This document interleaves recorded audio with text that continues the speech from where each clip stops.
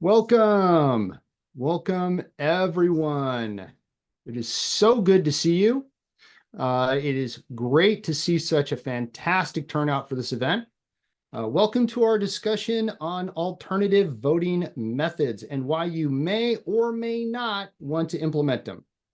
Now, my name is Tedman. I'll be your host. I'm going to wait just a little bit longer to make sure that we have everyone in from the waiting room. So just bear with us for another minute or so, and we'll make sure that we've got everybody.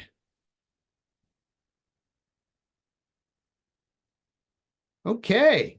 Well, welcome and thank you for joining us tonight. I believe we are all now here. Welcome everyone to our Braver Angels discussion on alternative voting methods, sponsored by the Southern California Braver Angels Alliance and Braver Angels Red Caucus.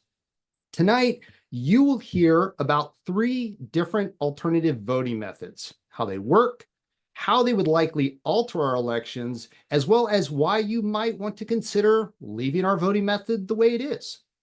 Before we get into the topic, though, I want to introduce the Braver Angels organization to those of you who may be unfamiliar with it and offer some expectations to abandon.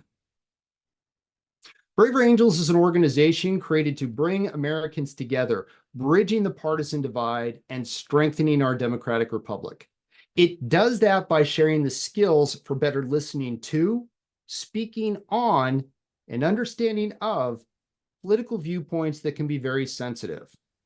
Braver Angels does not seek to change anyone's mind on the issues, including tonight, but does seek to change people's perspectives of those who may hold the opposite viewpoint, hopefully helping people to learn to see those on the other side as valuable people who have followed a different path in life and have come to a different conclusion on the issues. Along those lines, I want to lay the foundations for tonight with some expectations to abandon. We are not here to solve a problem. We are here to understand the ideas of others and to help others understand our ideas. We are not here to change minds. The only one who can change your mind is you. We do not expect to reach consensus. We are not likely to agree on what right looks like. Even as we are all here to make our country and our communities better, we have different definitions of what better is. So tonight, we hope to give you more information about alternative voting methods so that you can understand them better and how their use may affect your life. Now, with that as a foundation, I want to cover some admin. Tonight's event will be taped and later made available to the public, so feel free to turn off your camera if you wish. We will send out the link to the video to all those who registered for tonight's event once it is uploaded to the Braver Angels channel.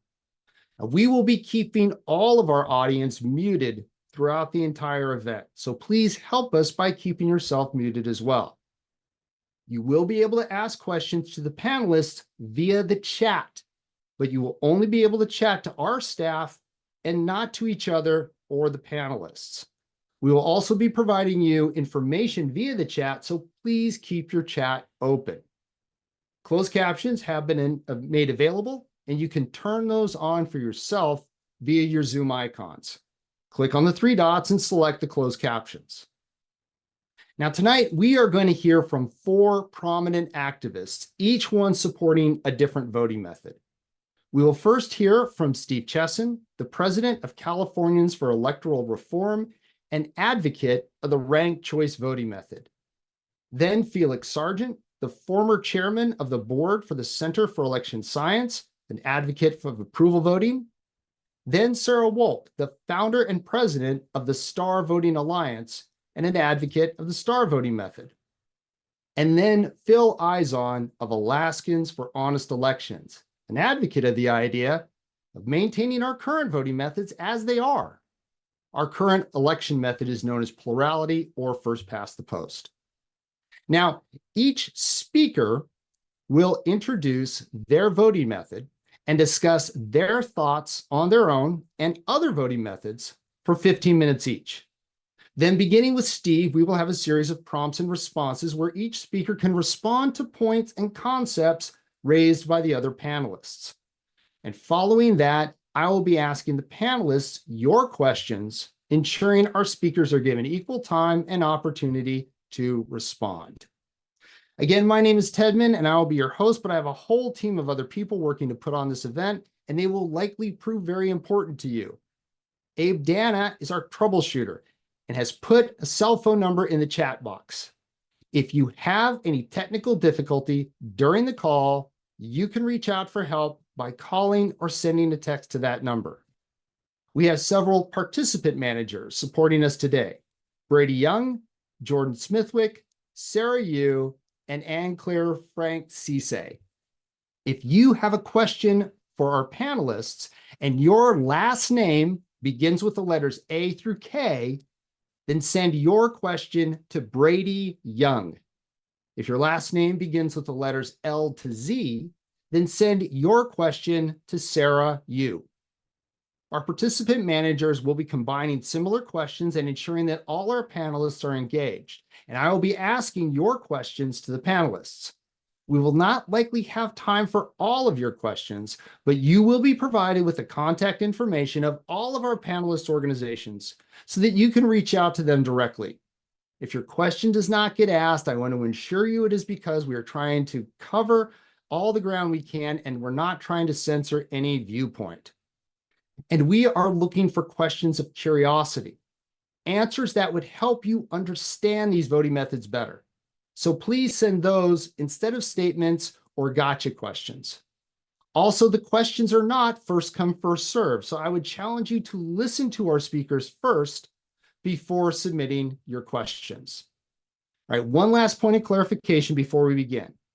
Please understand that this discussion will solely be focused on voting methods, not the full voting system. There are many areas outside of the voting method that we will not be discussing tonight. Tonight is not about using mail-in ballots, voter access, voter ID, open primaries, changing single candidate elections to multi-candidate elections and proportional representation, or and especially the Electoral College. As important as those topics are, they are not what we are discussing tonight. So I ask both our audience and distinguished panelists to keep our conversation focused on voting methods. Also remember, elections are not just for the presidency. They are partisan and nonpartisan, general and primary, and run from the school board to the Senate. They affect us locally as well as nationally. Now, it is my pleasure to introduce our first speaker. And if we could get him highlighted, spotlight, great. So Steve Chesson is president of Californians for Electoral Reform. Steve joined Californians for Electoral Reform when it was founded in 1993. He was elected to the board in 1995 and has served as president or co-president since 1999. He was the prime mover behind Santa Clara County's successful 1998 charter amendment that allows the county to use ranked choice voting. He is partially responsible for the California League of Women Voters' adoption of a position that is supportive of ranked choice voting. And Steve has been interested in electoral systems ever since he went to college in Cambridge, Massachusetts. Steve lives in Mountain View, California with his wife and daughter. In his day job, he's a software engineer. He has a bachelor's degree in physics from the Massachusetts Institute of Technology and a master's and doctoral degree in physics from the University of California, Berkeley. And his hobby is politics. Steve, the floor is yours. Thank you very much, Tedman. Since I have the privilege of going first, I want to do a little bit of level setting. So I'm going to be sharing my screen. If I can find the right thing.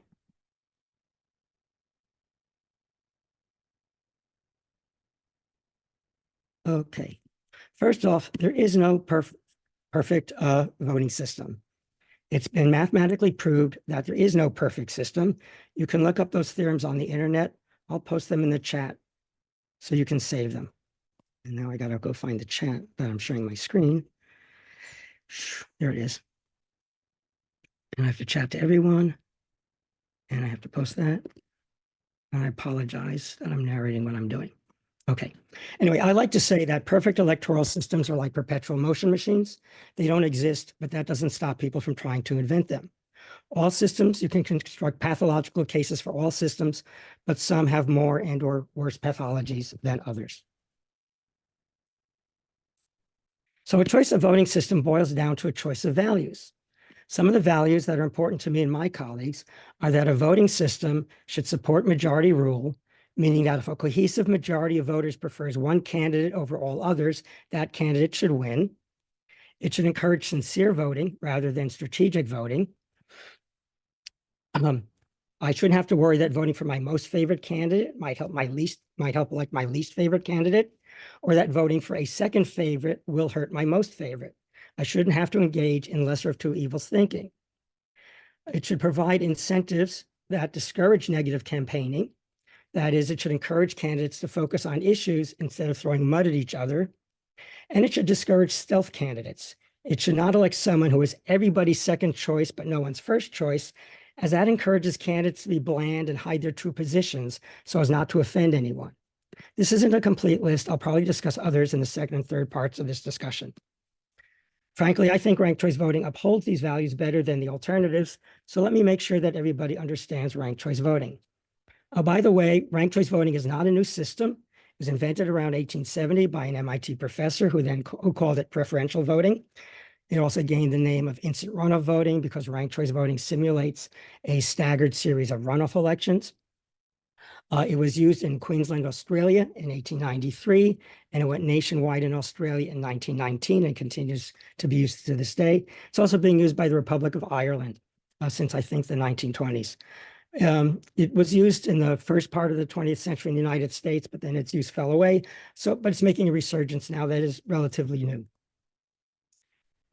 Now, different people learn differently. So I'm going to explain, some people learn best by listening, some by seeing, and some by doing. So I'm going to explain ranked choice voting all of these ways. So with ranked choice voting, you rank your candidates in order of preference. Your first choice is who you really want to win. Your second choice is who you would want to win if your first choice can't.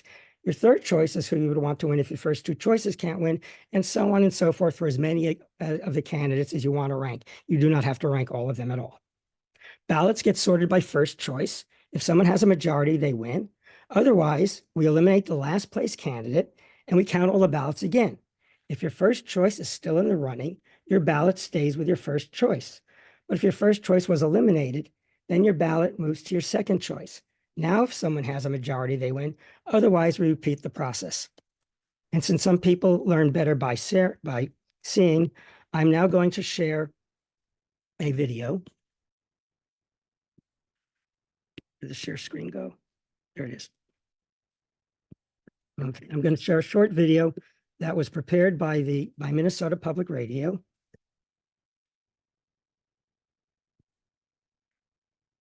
There we go. Now, Minnesota Public Radio uses the older name of instant runoff voting for this. They also restrict in this election voters to ranking 3 candidates, but modern systems allow many more rankings. So I'm going to play the video and then come back to you when it's over.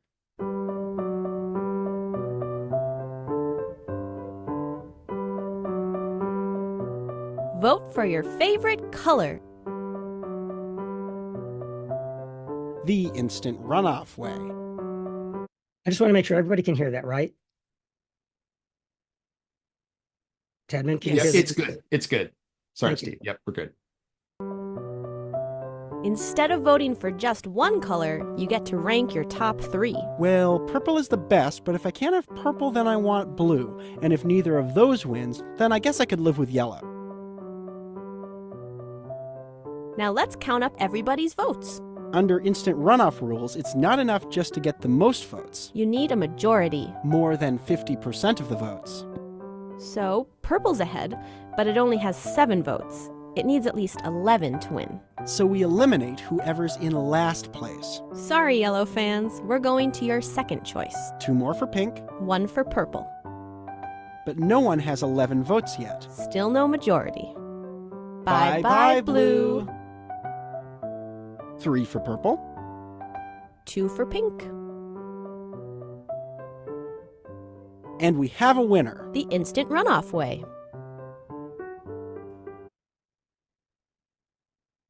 Okay. So now now we're going to actually do a ranked choice voting election. We're going to walk through both sides of it, the voting process and the vote counting process. I'm going to post a link into the chat, and I would like everybody who's viewing this seminar to click on that link, and then I'm going to share my screen and show you what I see when I click on that link as well.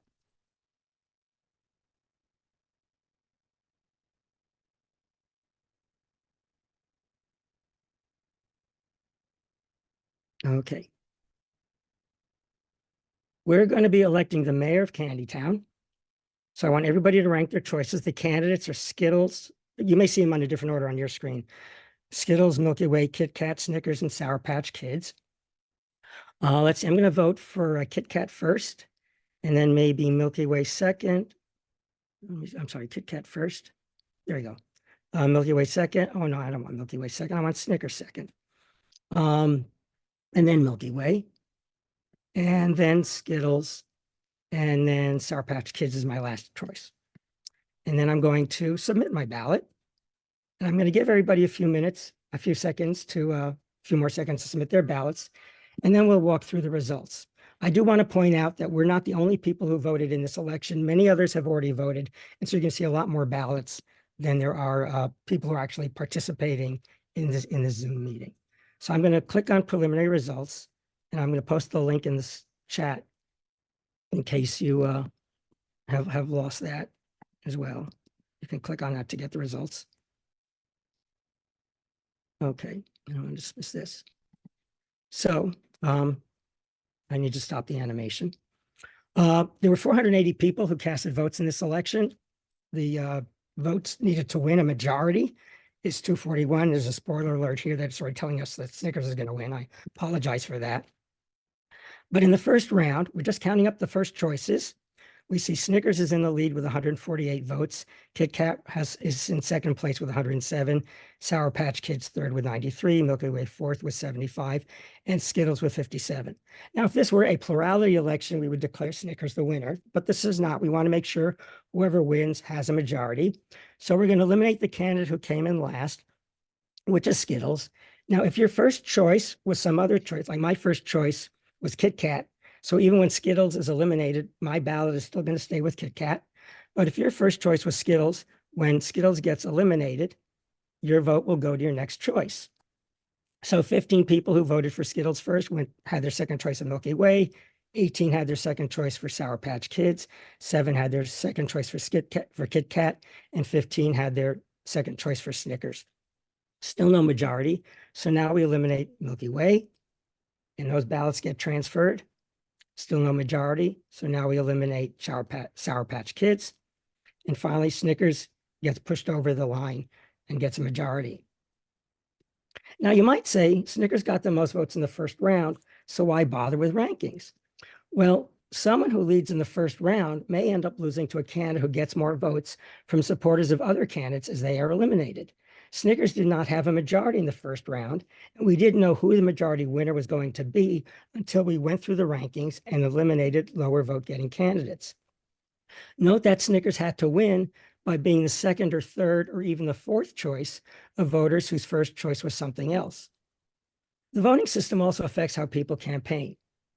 Here we were voting for inanimate objects, but in real elections we vote for people, and the voting rules affect candidate behavior. We know that plurality elections encourage negative campaigning. If Tedman and I are running for dog catcher, if I throw mud at Tedman, saying that he kicks puppies and drowns kittens, that might not encourage you to vote for me, but it might discourage you from voting for Tedman, and that helps me. But in a ranked choice voting election, in order to win, I might need to be the second choice of people who rank Tedman first. So I'm not going to throw mud at Tedman. I'm going to tell people where I agree with Tedman and where I disagree and keep it focused on the issues. And this isn't just a hypothetical. I want to show you a video produced by the 3 leading candidates out of a field of 8 in a 2018 Oakland City Council election. So I'm going to have to share my screen again. And I'm going to be sharing this video. And where's that video on my screen? There it is. Okay. And I will start that video. Hi, I'm Pam Harris. I'm Nayeli Maxon. I'm Shane Tao. We're running for Oakland City Council District 4. For the past 16 years, this seat has been held by dynamic women. We are 3 well-qualified candidates for City Council. We are mothers, public servants, and community leaders. Pam has 20 years of nonprofit finance experience. She can manage any budget. Nayeli has worked in the District 4 office. She knows the district's issues inside and out. Shane has worked for the City Council for 5 years. She has the experience to get results. We're asking for your support on November 6th. This is a ranked choice election. Vote for us 1, 2, or 3. You can learn more about us on our websites. Vote for positive leadership, Collaborative leadership. Women's leadership. Holy crap. You know, when was the last time you saw competing candidates extol the virtues of their opponents? Only one of those 3 women, excuse me, only one of those 3 women could win, yet they each praised the attributes of the others. And it worked as one of them did win, and it was because supporters of the 2 that didn't win, the supporters of those others ranked the ultimate winner as their second or third choice. I still have some time, so I want to talk about the pathological case for ranked choice voting and why it doesn't matter. So I'm going to share a screen again. Oh, why did that thing go to full screen? I don't want that to go to full screen. I apologize.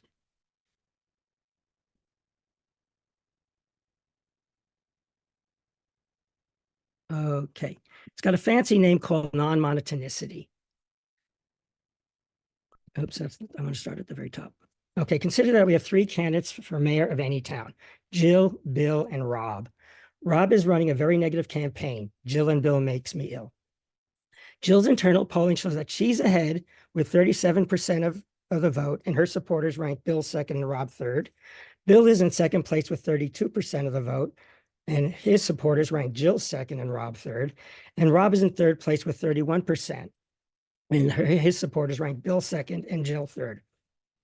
Now, if this stays through the election day, well, in a ranked choice voting election, Rob is going to get eliminated first. His votes are going to transfer to Bill, and Bill is going to end up winning. So she's going to lose unless she does something. And her campaign manager, Fast Eddie, has an idea. He says, let's get 2 percentage points of your supporters to vote for Rob. So it'll look like this.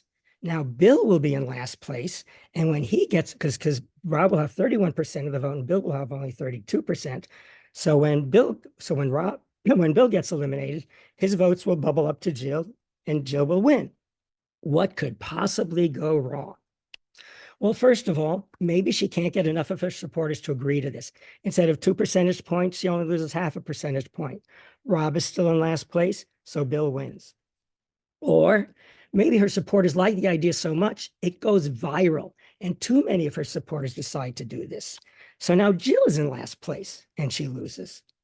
So basically, this attribute called non-monotonicity is effectively non-exploitable.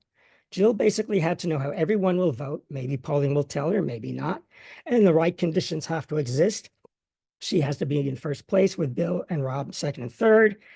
The difference between her votes and Bill's votes have to be more than the difference between Bill and Rob's votes. More of Bill's supporters have to rank her over Rob. More of Rob's supporters have to rank Bill over her. And she has to convince just the right number of people to change their vote. If too many or too few change their vote, it isn't going to work. So this defect is really hardly ever shows up in real life. And you only really know it's there after the election is over. And I hope your supporters of other systems will let you know what their pathologies are. And if they don't, I will during the second portion. Thank you very much.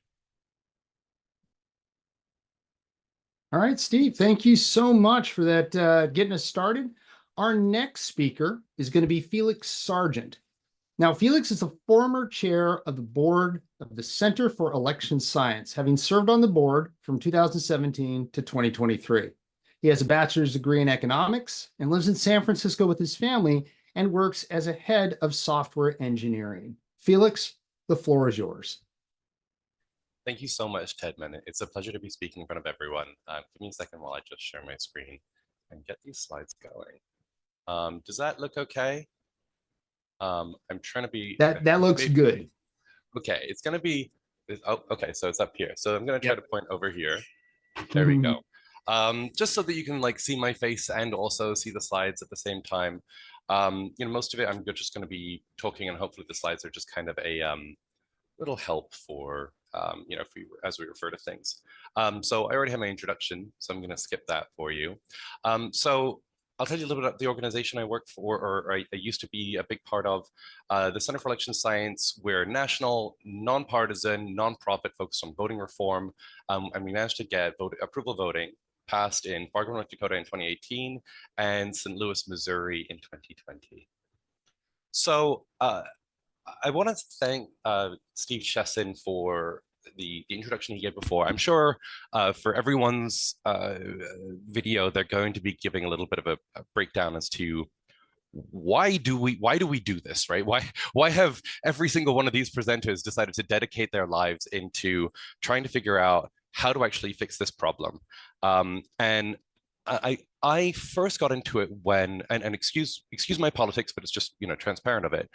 When I was seeing the 2016 Republican primary, and you had 20 Republican candidates, and you had Donald Trump on the over there, and there was this very interesting thing. All of them, all of the other candidates who weren't Donald Trump seemed to be very reasonable, but no one could really make much of a difference between them. They all kind of blended into each other. And then there was Donald Trump. And because he was so iconoclastic, he had a very clear base of what he was doing. Whereas for everyone else, you're like, well, I kind of like Romney, and I kind of like, all the different other candidates. And so people didn't make up their mind, and they split the vote because they only got to be able to choose one candidate. So that's the biggest problem. The big problem that we're all solving here is that when you get to only have one vote, you don't get to share your full opinion about every candidate. And that leads to vote splitting, where you're voting for the lesser evil. So let's say, for an example, in a two-winner election, right, there's only Luke Skywalker and Darth Vader. That's a fair fight. You're not going to have any problems with the election when you only get to choose one candidate. The moment there's more than two candidates in an election where you only get one choice, now vote splitting occurs, where a majority, people who support, the light side of the force or whatever, will end up splitting their vote, and Darth Vader will end up winning just because he has that core majority. Now, I'm not saying Donald Trump is Darth Vader, but just keeping the analogy going. An even more relevant, I think, experience that people have, if you know who these two folks are, that's Al Gore on the my left, and Bush on the right. Walker Bush, yeah.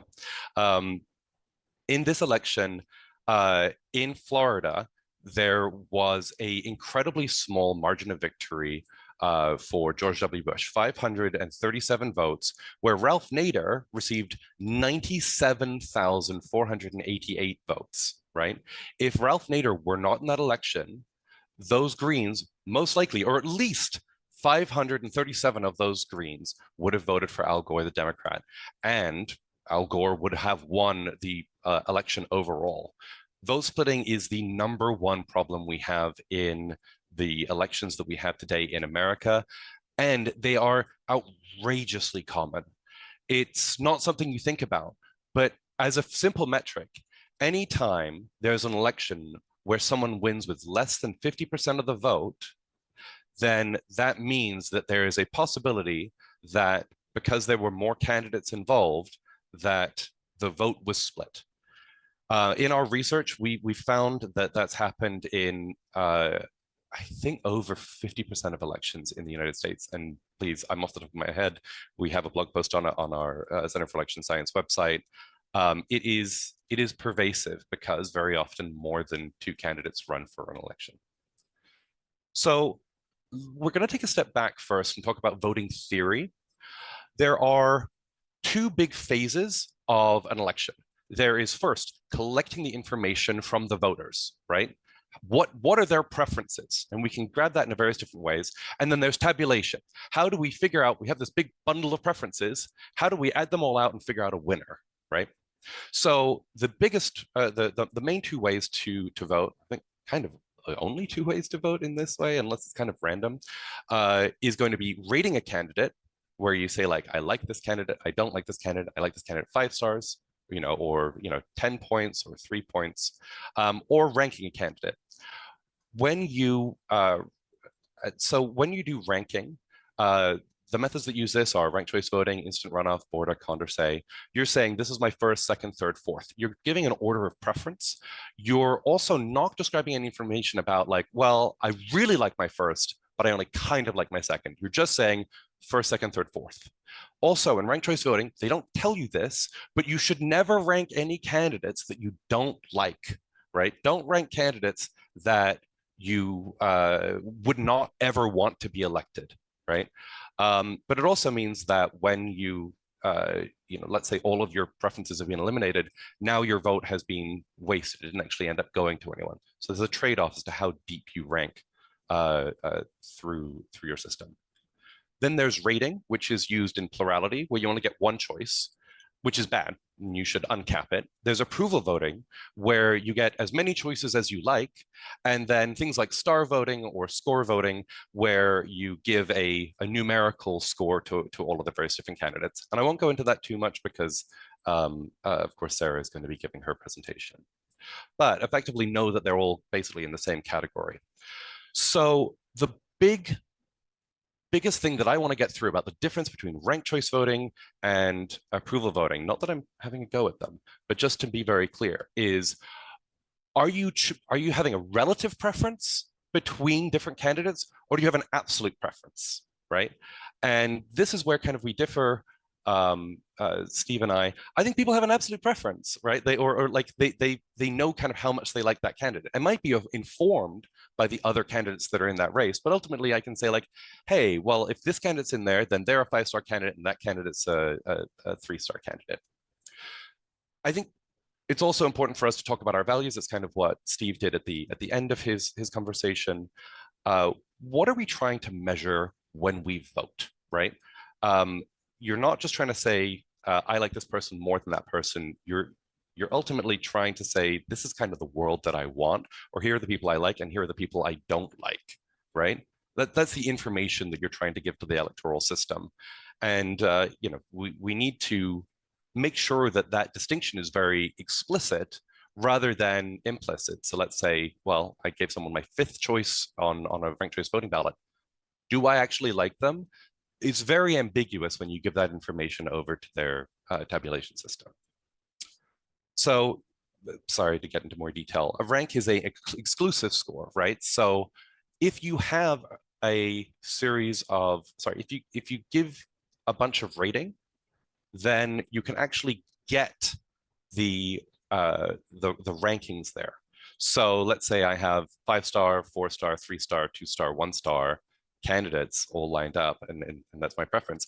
I just gave that in the order of my preference. I can generate that ranking, but I can't actually tell you what your star preferences are for all of your candidates if you just gave me a ranking, right? If I say this is my 1st, 2nd, 3rd, and 4th choice, I can't say, oh, well, the top 3 you each gave 5 stars, but then the last 2 you really hate and you want to get rid of and you never want to see them again.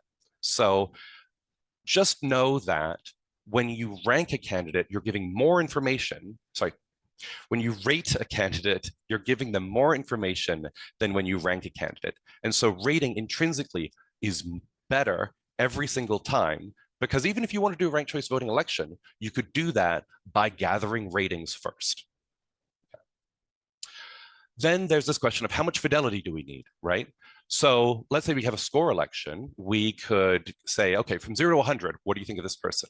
And you think, well, gee, I don't know, 65, like, it's a bit too much range, right? Score, go ahead. Sorry. That wasn't us. Please go ahead, Felix. Okay. And then you have, so let's say you have score voting with 0 through 5. That's more reasonable. And that's exactly what star voting does. Approval voting is just that, except you get a 0 to 1 rating. You can give as many candidates your 1-star rating and as many candidates as you like your 0-star rating. And that information is all incorporated into the actual election method. So let's talk about approval voting directly. This is the kind of ballot that you'll have when you're doing a approval voting election. So select all the candidates you do like. Maybe this voter specifically doesn't like parks and doesn't care about balancing the budget, so they're not voting for Texas Terry. But then the candidate with the most votes in this situation will win. The tabulation is extraordinarily simple. It's just the person with the most votes winning. And if you remember Steve's multiple videos and demonstrations, and even online forum about how you actually win an approval voting election, the complexity there is something you cannot ignore, because it confuses people. It confuses people on how they need to behave. And it also confuses people as to who is the actual winner of an election when the election results are announced, especially if the person who won that ranked choice voting election wasn't someone who had the most first place votes. It happens, it's happened in many ranked choice voting elections. And to talk about our existing voting method right now, when you have the spoiler effect and the person who is not the majority, and the person who has more support, but suffered from vote splitting loses, people get angry. All of this is about making sure that people don't get angry when we have an election and instead feel like they've actually been empowered and their vote was listened to. So here are the actual election results for our little demonstration election. The nice thing here is we're not looking at how many votes did they get relative to other people. We're looking at how many votes did they get relative to all the number of votes that were elected. So it means you can actually have people who win with 90% approval rating, right? They might have only had 30% of the actual votes or 40% of the actual votes, but they will have 90% approval because they got relative to all of the ballots that came in, 90% of people actually said, yes, I want this candidate. So the effect that this has on the voting base, the effect that this has on candidates is it means that if you're a candidate in the middle who can work with both Republicans and Democrats or people on the fringes and kind of bring them into your policy, now you get a much bigger base, right? And so we see as a candidate goes through, they say, well, I'm going to get more voters if I go to the middle. And the Democrat says, okay, well, if I go to the middle, I'm also going to get more voters here, but I still need to retain my base. The way they do that is by adding nuance to their positions, rather than trying to go for their polarizing extremes, where we say we only want this. We're going to ban all abortion, and we're going to make abortions entirely legal, or whatever alternative position you consider to that. They're going to say, well, here's some nuance that everybody can live with, that seems reasonable. And I think that that's something that we're missing a lot of in our current politics. So let's talk about what happened in Fargo, North Dakota, and show you also how exciting it is to be on a approval voting campaign to bring it into use, and also how an actual approval voting election goes down. So in 2015, Tony Garrick won the Fargo commissioner seat with only 22% of the vote, and everyone was and Tony Garrick's a bit of a rough guy too. I think everyone was very surprised that he ended up actually winning that election, and you see how close all the other votes were between Scott, Mara, and John.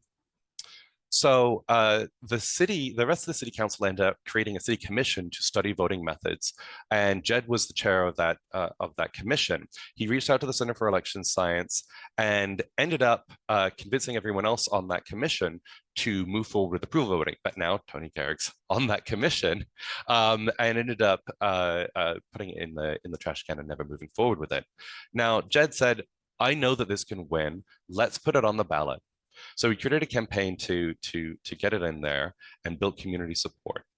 The level of turnout was absolutely fantastic. And Fargo is a bit of a small town, although it is the biggest one in North Dakota. And so just the level of neighborhood outreach and support was really, really fun. It won with 64% of the vote, which is a landslide.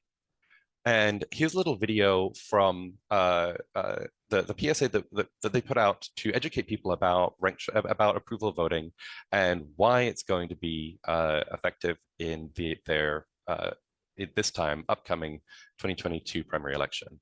The June election is going to be just a little bit different this year because it's the first time you'll get to use approval voting to elect Fargo commissioners. You'll get to vote for all the people you approve of. You'll get to say thumbs up or thumbs down to every I'm sorry. candidate. There we go. You can vote for one or two Or as many of us as you like. The two people receiving the most votes will win. just like they always have. It's that simple. You can learn more about approval voting at reformfargo.org. Now, how nice was the simplicity of that? Now, just to say, Fargo's electing their city council here, and so the top two winners go to be elected, the two most popular candidates in that scenario. But if you're doing something like a presidential election, obviously the first, the person with the most votes will go to the top. The June election. Let's go next. So these are the actual results. John Strand and Arlette Preston won with very clear majorities, and Tony Grinberg unfortunately did not win. But you can see, but the nice thing is every single candidate can see exactly how much support and outreach they actually had, right? Because these are approval elections, they're not relative ballots. So they're not slicing the pie. They're just seeing, hey, 55% of the voters in Fargo, North Dakota who voted for me. And I think that's a wonderful thing for candidates. And Tony Grinberg, who actually did end up getting elected the next time, knew exactly what he needed to do on the campaign to win next time. So in St. Louis, Missouri, we had exactly the same story. Lyda Cruz, and what do you notice about the faces of the people here for St. Louis mayor running? The only white person won, and no voting method can ever guarantee diversity, but you can see there's obviously a bit of a vote splitting event that happened here where Lyda Cruzan ended up winning with 32% of the vote, and then all the other votes were split amongst all the other Black candidates here. So an organization called STL Approves spun up and brought approval voting into the election. Here's some of their materials. Lots of endorsements from the St. Louis Post-Dispatch, from the SEIU, the League of Women Voters, and even Cori Bush were very excited to see approval voting come into St. Louis. It won with 68.1% of the vote, which meant people understood it. And they were very enthusiastic about having it. And then when they actually did their election, Deshara Jones won with 57% approval rating, and Cara Spencer. They do a two-stage runoff, so they went into a head-to-head after this, and Deshara Jones won that with something like 60% of the vote. Felix, we're about out of time for this segment. If you just give any closing thoughts. Just about to finish up. Excellent. So what is voting for? It ensures that the best person is chosen to represent us. It makes better representatives, and it makes them make better policy. It actually improves the quality of the people that we elect, as opposed when we go through multiple different elections. And when we get better policy, we get more stability. We don't get a flip-flopping between Republicans and Democrats. It saves lives, increases growth, and creates opportunity. And I'll save the versus ranked choice section for when we do our rebuttals. Thank you very much, everyone. Okay, thank you so much, Felix. I appreciate that. As a reminder to folks, we're already getting a bunch of questions coming in, which is great. Those will be noted, but remember, we still have 2 more speakers to go and a lot more information. So I would, offer, you might want to hold those questions till you've kind of heard everything, because there's still going to be some rounds of back and forth before we get to your questions. So you still have time. All right, I want to thank Felix, and then our next speaker will be Sarah. Now, Sarah Wolk is the Executive Director of the Equal Vote Coalition.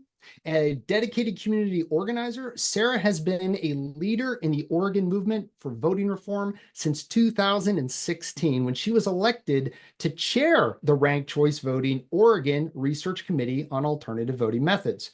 It was the work of this committee which changed her mind about ranked choice voting and led her to support star voting. Sarah has a passion for systems design and a background in sustainable agriculture and natural building. In her free time, she races small sailboats competitively and is a multi-instrumentalist. Sarah, thank you for being here, and the floor is yours. All right. Thanks for having me. I definitely want to start off by thanking Braver Angels for pulling together a panel that is truly representative of the leading options on the table for voting reform. This is, I think, the issue that has the greatest potential to change the face of our nation for better or worse, and to make us effective or ineffective on every other issue that we care about. So unfortunately, it's pretty rare to have all the options just laid out on the table, presented by their advocates. It's something that takes a little bit of bravery in these polarized times. So y'all are angels for doing it. And I definitely want to thank all of the other panelists here today for putting in the work and fighting for these issues, even where we disagree. You know, as you said in my intro, or as I said in my bio, I started off as a ranked choice voting advocate. And the reason for that was, as I, was a young person and I started voting and I saw what happened with Ralph Nader and Al Gore splitting the vote, non-representative, non-majority outcomes. The opposite had happened with Ross Perot in the 90s, which I was young, but paying attention because I come from a politically savvy family. And so what I started to see was that our voting method can lead to these kind of just wildly unrepresentative outcomes. And it happens in both directions. It's hurting both major parties. Both Republicans and Democrats have lost the presidency over vote splitting. And it hurts third parties as well, obviously, because they're completely gatekept from the process top to bottom. So I have some slides for you, and I'll give them a share just so we can start talking. But you're seeing that? Oh, I recognize this picture. Sorry, I Yeah, did steal this from your website. Thank you. That's what it's there for. And let me just shrink you guys so I can see my own screen. But the problem comes down to this phenomena called vote splitting. And our current system, bless its heart, it does a great job if there are only two candidates in the race. In a simple two-candidate or two political party paradigm, you've got a majority winner, you've got a minority loser, the candidate who represents the people wins, and it's fine. But in more competitive races, vote splitting can leave majority coalitions divided and conquered, and that can allow a candidate who is opposed by the majority to win. So on the left, we've got Luke Skywalker versus Darth Vader. 60% of voters are good guys, and he wins handily. But then if you introduce a third candidate to the election, let's say Princess Leia, who had the blueprints, who had the ideas, who was really the mastermind of the entire thing, all of a sudden voters are faced with this strategic choice where they want to vote for the front runner on their side who seems most electable in order to prevent their majority coalition from splitting the vote and electing the worst case scenario. And one thing that Steve led with is like, what are we looking for in a voting method? We're looking for this majority wins type of thing. And I have to point out that while that's true, and I agree, in most scenarios, the concept of majority is more complicated than it is in a two-candidate election. So in this example, what we have here is a scenario where Luke and Leia both have a majority. And we saw that in Felix's results from Fargo, North Dakota with approval voting. That election with approval, you were able to see that there are actually multiple candidates supported by a majority. And this is something that we, I think, intuitively know, but forget when we apply it to elections. Like a majority of panelists here love pizza, a majority also love Mexican food. So when we're looking for the right winner, we're looking for the candidate who has a bigger majority, who has a stronger majority, whose majority is less polarizing. And conversely, there can be scenarios where there's no majority preferred winner, where you have 3 polarized factions who all hate each other. So let's see here. So that brings us to the fundamental question: what do we want in a voting method? And there's a lot of things. So just like life, we find that there are competing factors that need to be balanced.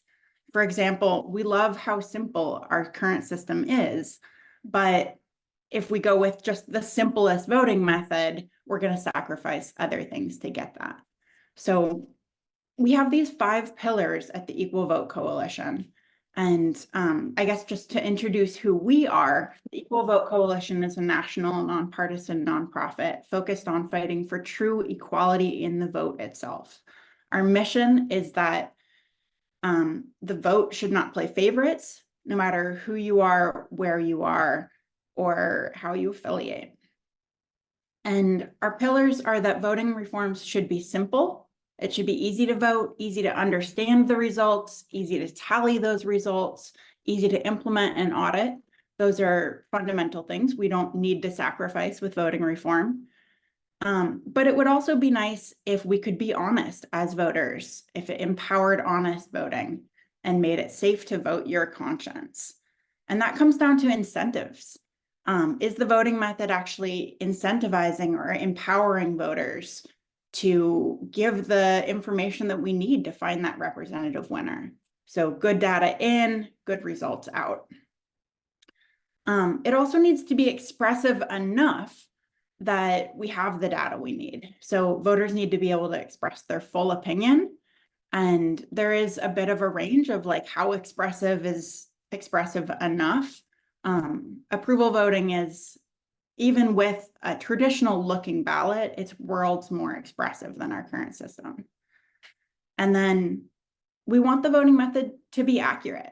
Winners should accurately reflect the will of the people as best as possible. And of course, last but not least, the voting method should be equal, and that's one person, one vote. The weight and worth of every citizen's vote, as nearly as practicable, should be equal. And that's something that was ruled by the Supreme Court. So we have strong ground for upgrading our voting method and ensuring that it's constitutional to do so. A good voting method should eliminate vote splitting. That's what ensures that my vote is just as powerful as yours, even if I have 8 candidates on my side and you just have Darth Vader on your side. And the system should really not put some types of voters or candidates at an unfair advantage. So that includes biases towards kind of a centrist or establishment candidate, or biases towards a polarizing candidate. Interestingly, our current system has a really strong built-in bias. And for our lay people in the audience, I'm curious, which bias are you thinking that our current system has? Those of you who guessed polarizing bias, you're correct. Our current system has an extremely strong polarizing bias where voters who are more consensus oriented have to compete with candidates on both sides ideologically, and they're the most likely to suffer from vote splitting and be eliminated. Our current system also has a really strong electability bias, in which candidates who are seen as the most electable are far more likely to win. So,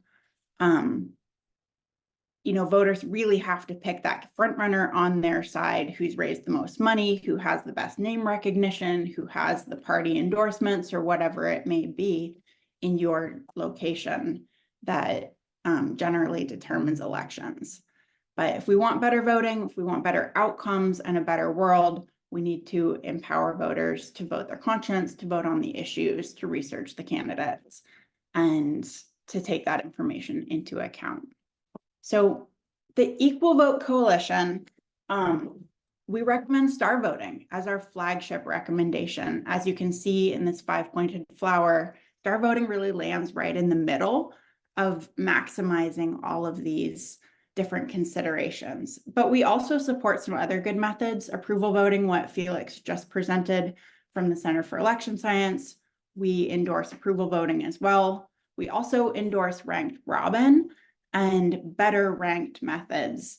A couple methods that we don't support are choose one voting, our current system, and also ranked choice voting, instant runoff voting, the system that Steve presented. And, you know, it is better on some metrics than our current system, but it's got some big issues that I'm sure we'll get to by the end of the panel. But for now, I want to tell you a bit more about star voting. So star voting is 5 best, 0 worst. It's just like a 5-star rating. And the instructions are simple as well. You can vote your conscience. Not only can you vote your conscience, but you should vote your conscience. So to fill out this ballot here, we've got our candidates, Andre, Blake, Carmen, David, and Aaron. And I'm going to give Andre 5 stars. He's my favorite. Blake is definitely my last choice. So I'm going to give him 0. Carmen and David are both actually really good as well. And I don't have a strong preference between them. They kind of have the same platform. So I'm going to give them both 4 stars. And then Erin she's not the worst candidate on the ballot. If it came down to her and Blake, I definitely have a preference, but I really don't support her. She's kind of my lesser evil. So I'm going to give her 1 star. And the 5-star ballot has a lot of advantages. As you saw here, I'm easily able to show who my favorite is. I'm able to show my preference order. So Andre would be my first choice. Carmen and David would be my second choice, or they're actually tied for my second choice. Aaron would be my third choice, and Blake would be my last choice. But in this 5-star ballot, I'm also able to show the level of support. So one thing that a star ballot does really well is it allows us to show how much or how little we like these candidates. In a typical ranked election, I have no way to know, is my second choice actually as good as my favorite, or are they barely better than my worst case scenario? And in competitive elections, the kind of elections and the kind of competitive election landscape that we want to manifest, that nuanced information may be relevant.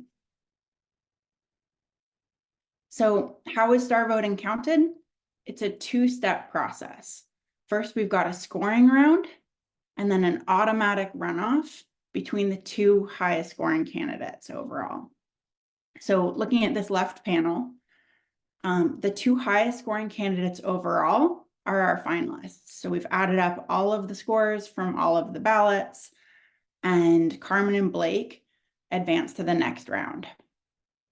In the runoff, we're going to look at each ballot a second time in a different way. So in the runoff, we're no longer counting the scores up. We've already done that. We're looking at which finalist does each voter prefer. This voter, her favorite was Andre, as we can see before, but he wasn't able to win. He didn't make the runoff. So between Blake and Carmen, which finalist does she prefer? She prefers Carmen with 4 stars. And so this vote goes to Carmen because she was scored higher than Blake.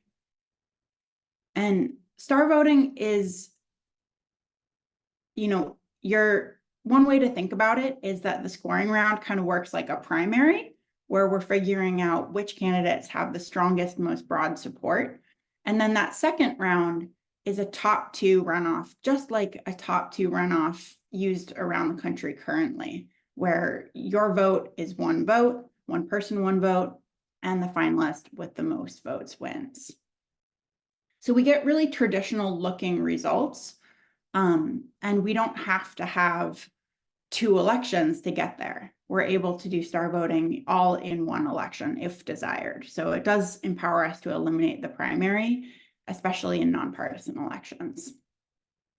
So in this example, Carmen wins with 58% of the vote.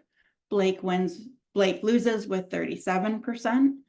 And in some cases, we'll have a fraction of the vote where both finalists were scored equally by some voters. And that is actually a good thing, because that's what prevents vote splitting between similar candidates, the ability to show that you liked different candidates equally. So to kind of sum up some of these advantages here, with the 5-star ballot, we're allowing voters to easily show both preference order and level of support. And the 5-star ballot has been found to be the best for cognitive load. So not overwhelming voters with too much information. It gets great data, and it dramatically reduces voter error and confusion when compared to a ranked ballot. Votes are also tallied with simple addition with star voting and approval voting as well, obviously. So you're just adding it up. And then some benefits with the top 2 runoff is that honesty is the best policy. Giving 5 stars to your favorites and showing your honest preference order between the other candidates is incentivized. And that's because your vote automatically goes to the finalist you prefer. If your favorite can't win, your vote still makes a difference. And no matter what scores you gave those finalists, your 1 full vote goes to the finalist you prefer. So, Sarah, we're about out of time for this segment. Any closing comments would be great. Yeah, so that's perfect timing. One thing about star voting that I think is a good segue for the next segment is that with star voting, your ballots are tallied locally. And that is because all of your ballot data is counted. You're just adding up the stars, you're adding up the votes. And what that unlocks is that, just like the current system, early returns can be fully tallied. Precinct level results are fully available, and audits are super simple. And these are things that we have with our current system that we don't want to lose with a voting upgrade. So this is where we differ from something like ranked choice, where in fact, not all the rankings are counted. And one Sarah, can I of that is can I that close early you off there? returns, I'm just finishing my sentence. Okay. Early returns can't be fully tallied, precinct level results aren't available, and audits can be prohibitively complex. So look forward to having this discussion. Okay, thank you so much for that. And our next speaker is going to be Phil Izon. Now, Phil's career spans finance, marketing, and political advocacy. His passion for financial literacy led him to co-develop a course with the University of Alaska and Wells Fargo, teaching college students about different loans, lines of credit, mortgages, business lending, student loans, etc. Transitioning into business ownership, Phil consulted with diverse clients, including senators, representatives, NASA JPL scientists, Governor Palin, and wrote and led the legislation to the ballot in Alaska's anti-ranked choice voting campaign. Leading Tropic Tundra, he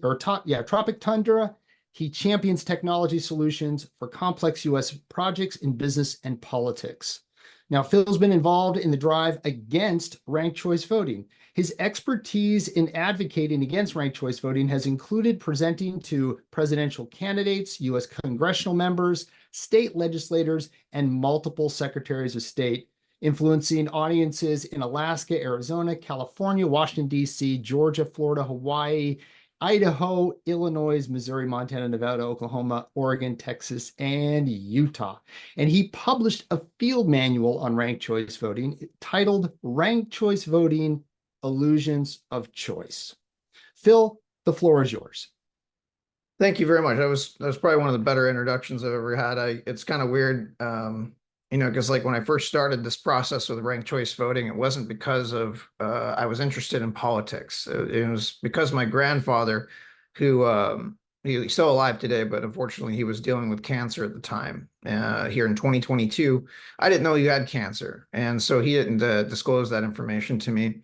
But we were just talking in the fall, right after August. So we had, just make sure people in the audience are aware, because of ranked choice voting and the jungle primary, and I'm not going to talk about that primary part, but I'm, just in this part of the discussion. But because of that move to that system, it required the special election, which essentially required entirely two separate elections in the same year. And because Don Young passed away. And so there was a special primary and the special general, and then a regular primary and a regular general. And, for a lot of people probably aren't aware, they're like, oh yeah, Alaskans definitely understand the system. Yeah, maybe so, but not in the way it was implemented. You had a regular primary, which was for the November general election, and you had a special general, which was ranked choice, very first use of ranked choice voting, on the same ballot on the same day. So you had to pick one primary, and for everybody else, everybody they're voting for would be on that ballot. And then they have a ranked choice voting general election in there. So after that, my assumption, my hypothesis was that there was people that probably voted pick one primary and only pick one person on that ranked choice. So most people that I've spoke to in elections also agree with that, potential. And so if that's the case, like let's just use my grandfather, for example. And so that's whenever I found out. That was before the general in November. So I knew that there was an issue with the ranked choice system before the general in November. So most people draw their data from the November 2022 election when they should be looking at the August special general. So overall, my grandfather didn't understand the ranked choice voting ballot. He didn't understand the system. So he voted for just one person. I don't know who he voted for. I never asked him. But the point was that he made a mistake on his ballot, because if he really truly wanted a Republican to win, he should have ranked all the Republicans. And that should have been the messaging going into that election, which I would say that wasn't the messaging, either from the candidates themselves, from both the Republican candidates. They were arguing and fighting throughout the entire ordeal. So I don't believe that was a very, when you say ranked choice voting is more civil, I don't see that. And there's also a study at MIT that also says that in Maine that negative campaigning had also increased with ranked choice voting. So and from my experience, I would say having two Republicans fighting through to the closed primary, and then after that, all the Republicans can work behind one candidate. And versus you go through with two candidates, we're running through the same issue today. And so we have, last time it was Sarah Palin and Nick Begich. This time it's Nick Begich and Nancy Dahlstrom. Donald Trump is backing Nancy Dahlstrom, and grassroots people here in Alaska are backing Nick Begich. So again, Republicans are splitting the vote potentially, and they're very committed to only voting for one person. And so that same exact issue that we hope to educate people about and try to get out in front of, and try to help them make sure that they know, hey, the best option for you is to rank all Republicans if you want a Republican to win. And that message is it's ringing very hollow, unfortunately, even from someone as knowledgeable and as respected as myself in the state. So again, you look at this voter education piece. So we're going to dive into that a little bit. So we talked about the fact that I wrote the repeal of ranked choice. So I've also written two more books on top of this. So I've written one specifically about multiple choice voting systems, which is what I label all of these systems that we've discussed today. If you're selecting more than one candidate per race, and so that's actually the book's title is multiple choice voting. And I go back through the history of STV in Ireland, and I show that, essentially there's never been a Republican elected president in 100 years. And I also show that the UK used STV as a way to essentially squash independence in Ireland. It's also used in Australia, which is also not an independent country, and they can't elect their head of state. So there's a lot of differences between these countries, and you can't really align those countries with the United States. It doesn't necessarily work. We've had the system that I'm representing today, plurality voting or first past the post, since the beginning of our country. So over 200 years. And so, yes, it's not perfect, but as the gentleman at the very beginning, Steve mentioned that there's no perfect voting system. That's true. I agree. But I think that when you look at the ranked choice system, there's some fundamental flaws that we have to address. And so I have a PowerPoint presentation, but I also have some just really, kind of juicy points that I want to kind of cover on RCV itself. So again, multiple choice voting system. So if you get to select more than one candidate per race, it's a multiple choice voting system. I'm representing single choice. So you get to select one candidate per race. I think that is a much better system for complexity purposes. I believe that demographics understand that system far better. And I believe that going from one place, I've traveled all over the country, and I've had to vote in multiple places. I can tell you, going from a system like here in Alaska with closed primary to a jungle primary like Washington State, and where you have two Democrats going against each other in a general regularly. And then in California, Oakland and San Francisco, where they are regularly have two Democrats going against each other in the general because of the top two systems. I don't think that's more fair. I don't think there's any representation from third parties in that. And I think Republicans are essentially eliminated from that, in the contention. So with ranked choice voting, some highlight pieces between it and STAR and approval is that, ranked choice voting requires centralized counting. It's a major flaw. And with that, Alaska was the last state in the country for election results. Okay. So RCV exhausts ballots. And so that's not good, especially considering if you have someone like my grandfather who's dealing with cancer, who doesn't understand the new system, who votes for only one person, may ultimately have their ballots thrown out of the election, even though they didn't intend to. There's actually a study from the University of Princeton that shows that 1 in 8 rural Alaskan natives had their ballots exhausted prematurely due to ballot errors. The same error rate is kind of in the same way, showing up in places like Oakland, California, where 1 in 4 ballots, upwards of 25%, are being thrown out of the election because of ballot errors. And they're mostly in poor minority communities. Whereas you go in rich white communities, you have a 1 in 15 ballot error rate. So the rate is very obvious that there's an issue here. So it also doesn't produce a real majority. It produces a false majority.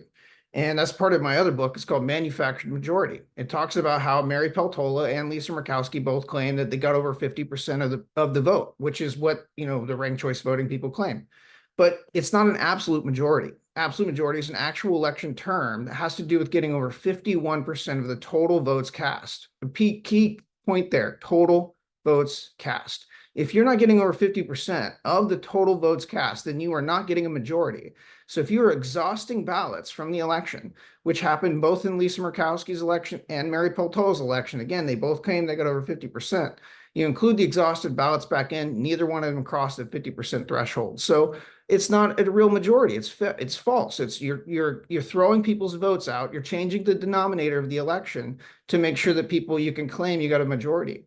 That can get pretty, ugly pretty quickly whenever the people don't believe that you're actually electing the right person.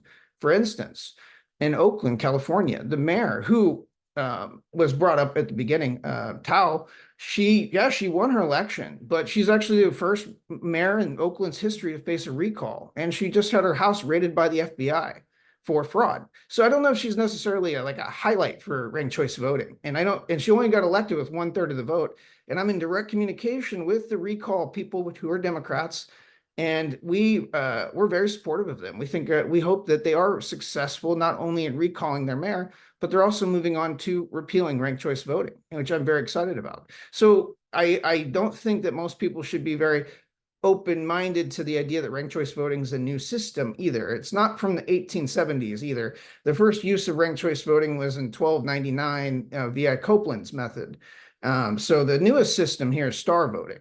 And we'll cover that a little bit better here. I'm not going to cover too much on approval. Approval is from like 1770s, relatively old as well. But ranked choice voting also doesn't help third parties. We went from, in the 2020 U.S. Senate election, we had 5 third parties represented. In 2022, ranked choice voting, jungle primaries, the only difference change, we had 0 third parties represented.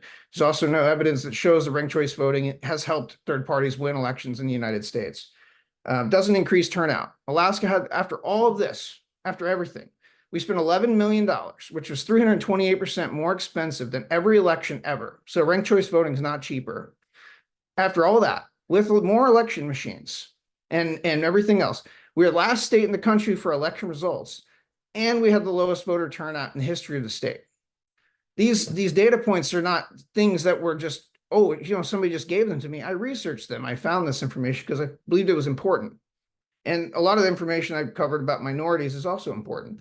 The funding of ranked choice voting is very scary. It's funded by some of the darkest dark money in politics. Arabella Advisors, 1630 Fund, George Soros, foreign national money from people like Hans-Jörg Weiss. These are not people that are friendly to the United States interest most of the time, and they're very disruptive. And so I'm not a big fan of that. Voter education requirements with ranked choice voting are significant. In Alaska, they estimated it was going to cost $150,000 for voter education. They spent $3.1 million. That's a 2,000% increase in voter education. They had to get a special appropriation from the state legislature to do that. In New York, it was $15 million for voter education. So you can't hand count it, you can't hand audit it. Elections officials in multiple states have made mistakes with ranked choice voting. Both in Oakland and in Alaska in the same year. Oakland's been using for 14 years. Alaska's used it for one election. Both have made massive mistakes that made impacts on the election. One of them took 6 months through court to ultimately determine who won the election. So if you look at STAR, there's no exhaustive ballots. I like that. That's if you're new system, if you're interested in alternative voting systems, look at STAR. Allows precinct level counting. Ranked choice voting doesn't let you do that. So it can be hand counted, can be hand audited. Limited data to prove viability, though. That's the only downfall to STAR at this time. Approval, the only downfall that I see is that it has funding from SBF FTX Foundation, which I'm not a big fan of. So I don't think we ever actually got that. Okay. I think we wanted it. Felix, can I please ask you not sorry. to make comments while another speaker's talking? I'm sorry. Go Sorry. ahead. It was from the research that I did. That's what I was able to uncover. Like I said, true or not, it's not a good association. But keeping track of new system, I say scrap ranked choice voting, get data, focus on it. So get data means like you need to do it on small scales. Don't do statewide, do small scales, do some tests. I know ranked choice voting's been doing that for 20 years, but their tests have been failures. So they continue even pushing through these failures and trying to implement them on large scales. And then they have massive large failures. Like if you want to look at a massive large failure of a system, look at ranked choice voting in Alaska. The data is crazy. 700% increase from the closed primary system to an open jungle primary system. 700% increase in candidates. We went from 6 candidates total to 48 candidates in the primary. That's insane for one race. Just astronomical. And over 90% of those candidates weren't even viable right out the gate. 328% increase. A U.S. Senate candidate in the 2022 U.S. Senate election, a Democrat, received the lowest percentage of the vote. She only received 10% of the vote in the first round. Lowest percentage in the entire history of the state of Alaska. That's terrifying. I would imagine most Democrats would not be favorable of something like happening, but they still support the system here. So overall, my question, kind of remains is like, how much education for these new systems is required to teach multiple generations of people how to vote with the new voting system? And so I'm just going to give you a little kind of background to this. So I spoke with a journalist in Australia who they use ranked choice voting and STV, and they don't use STAR, obviously, but they have STV and ranked choice voting. And so I asked him, because he was wondering why I wanted to repeal it. So we did an interview. And I asked him, so how long have you guys been using ranked choice voting? When do you guys get taught? He's like, well, we've been using ranked choice voting 100 years, and we're taught in 2nd and 3rd grade how to use the system.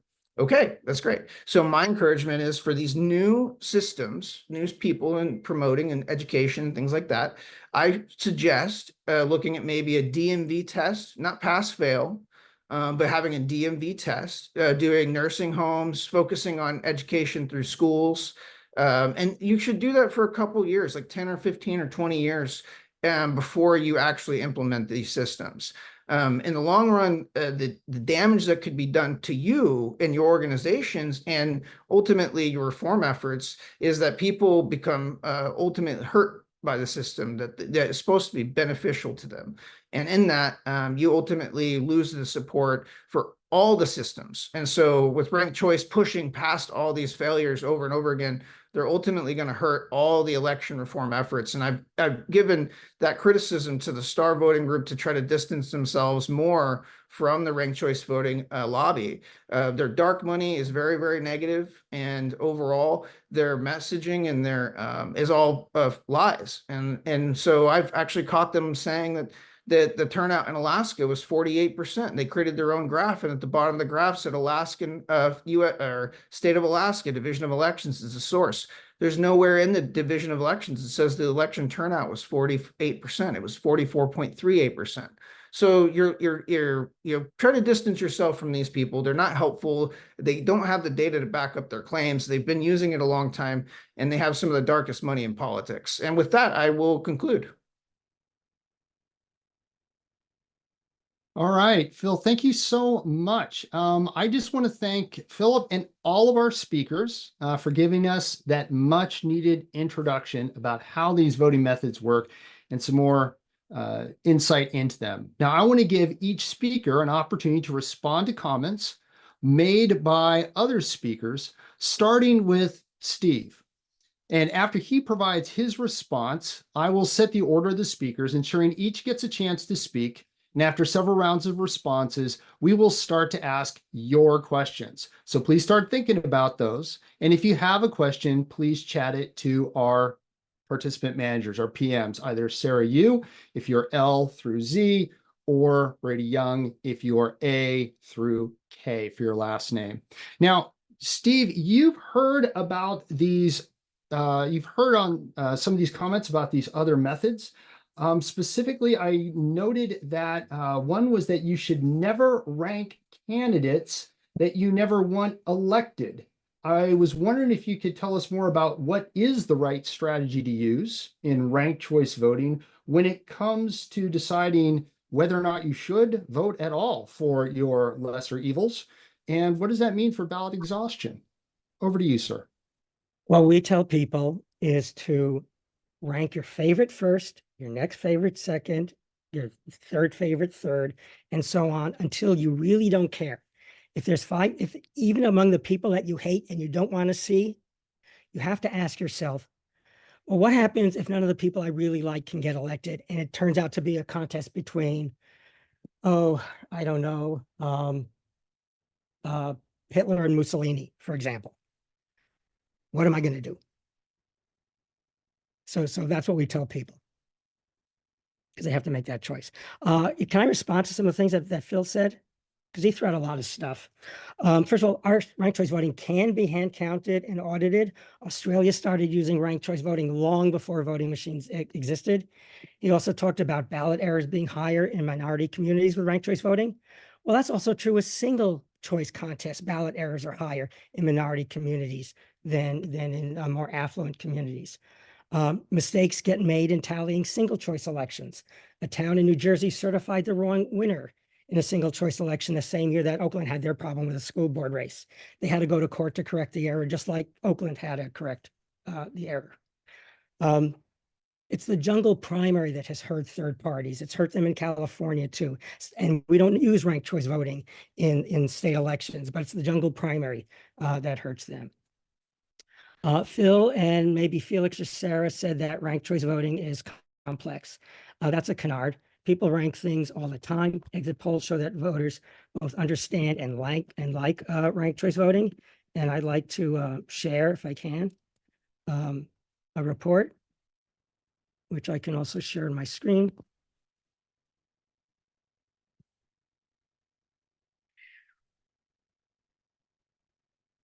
Yeah, that voters love ranked choice voting. In Alaska, 85% said ranked choice voting is simple and 62% supported the new system, despite all the problems that Phil says it has. Same in Maine, 61% support keeping or expanding ranked choice. I'm not going to read the whole thing, but you can go take a look at this. There's something else that he talked about, which was the problems that the mayor of Oakland, the legal problems that the mayor of Oakland is now facing. Well, you know, we have, I want to share, oops. 30 seconds left in this segment. Okay, I think I can do this within the 30 seconds. There we go. Any system can elect people that have problems. Randy Duke Cunningham pled guilty to was elected under California's original primary run general election system, pled guilty to tax evasion, conspiracy to commit bribery, mail fraud, and wire fraud. Senator Bob Menendez of New Jersey has been indicted for taking bribes and working for foreign governments. Representative Henry Cuellar from Texas has been indicted for money laundering, conspiracy, and bribery. So any system can elect somebody that later has problems, and those problems are not uncovered before they are elected. And it doesn't matter what system you use. The problems do not come out before the election. If they did come out, they wouldn't have been elected. And I'll stop here and go criticize. Okay, Steve, thank you so much for that. I appreciate that. I want to throw the next question over to Sarah Wolk. So if Sarah, we could bring Sarah back up, and that deals with, we heard from Phil Izan about this idea of education of new voters. Now, what are you anticipating the education load to be for star voting when it comes out? So I absolutely agree with Phil that voter education is paramount, and that's no matter what system. Even approval voting, which looks like a traditional ballot, voters need to know that this is a different system. You can do it differently. And so that's, I think, the most significant implementation cost for star voting. Aside from that, it works with existing voting machines. It's compatible with existing protocols with minor updates. But in terms of, I did want to respond to something that Steve said about complexity. And nobody's saying that voters can't 1, 2, 3 rank things. That's not what we're talking about when we say that ranked choice voting is complex. We're talking about how the votes are tallied and the voter experience. So what we've seen is that voter error, ballots that are just thrown out right off the top because the voter couldn't follow the instructions, are much higher under ranked choice voting. And that's because if you do honestly like 2 candidates equally, you can't have 2 first choice votes. And people do that all the time, and it causes their ballot to be thrown out. Candidates in many jurisdictions, voters can't skip rankings. So you can't do like first choice, third choice, fourth choice, or whatever. That could cause your ballot to either be thrown out or to be mistallied. And that's what happened in Alameda County in the Oakland, California area, where they mistallied every single ranked choice election because they actually did the steps of the election in the wrong order. And that's the election officials. They did the ranked choice, eliminate a candidate, transfer the votes, those steps in the wrong order. Nobody caught the error because the code is so complex, and they certified the wrong winner in one case who actually took office. So these are massive complexity issues that there's tons of data showing that, voter error rates have gone up under ranked choice voting. Yes, lower education voters are more likely to make mistakes in any system, but it's the increase we saw does statistically hurt communities of color, especially non-native speakers, at much higher rates. And that's just a deal breaker. It's not something we need to compromise on. Under star voting, giving equal preference is not a wasted vote. I mean, that's not a mistake. You're allowed to show equal preference if you like candidates equally. Edmund, we have about 20 seconds. Okay. I think you're at a culmination. So thank you so much for that, Sarah. Appreciate that answer. I'd like to go to Felix next. If we could have Felix come up. And for Felix, you had talked about, not Brian Schmidt, Felix. And Felix Sargent, there he is. Okay, you had talked about this idea that vote splitting is one of the biggest problems, but then the statistic you gave was just basically who got in elections where they got less than 50%. And I noticed in the graphic, okay, you've got Luke and Leia, which of them would ever vote for Vader, but there were probably Democrats, that Ross Perot's kind of would have split between Democrats and Republicans, the same maybe for Ralph Nader. So how can we know that vote splitting really is that major of an issue? Over to you, sir. So unfortunately, we can't, because we don't collect that preference information on elections, right? But what we can tell is there was not a majority winner, right? And especially when we see the great thing is, let's say we have 10 candidates, right? And one person gets 11% of the vote, right? Well, they're going to win because they got, like 10 candidates in an election out of 100%. They've they've got more than everybody else in that election. So people have 9, 7, 6, 5, 4% of the vote after it. I don't think that you can say if someone gets 11% of the votes in an election that they are they have really the endorsement of the people, right? You don't actually know, you don't have the information to know if they have majority support. They might, right? They might be everyone else's second choice winner, and they ended up just being the candidate who just managed to just get it over the edge. But because you're not collecting that information, you're not doing a poll. And in fact, I think it's important for us to think about what is an election. It's a poll, right? You're just asking people questions. What do you think? There's no reason that we should limit the information that we're able to get from people. And so that's why using a method such as a approval voting or star voting, where you can give your honest opinion about a candidate without it affecting your ability to give an honest opinion about a different candidate. So you have an independence of information there, which allows us to come up with the best candidate in an election. All right. Thank you so much for that. I greatly appreciate it. So my next question then is going to go over to Phil Izon. And the question I have for Phil is I'll wait till Phil comes up. I know there's a little bit of a delay. Okay. There seems to be a lot of drive around the country to improve the voting method or change the voting method.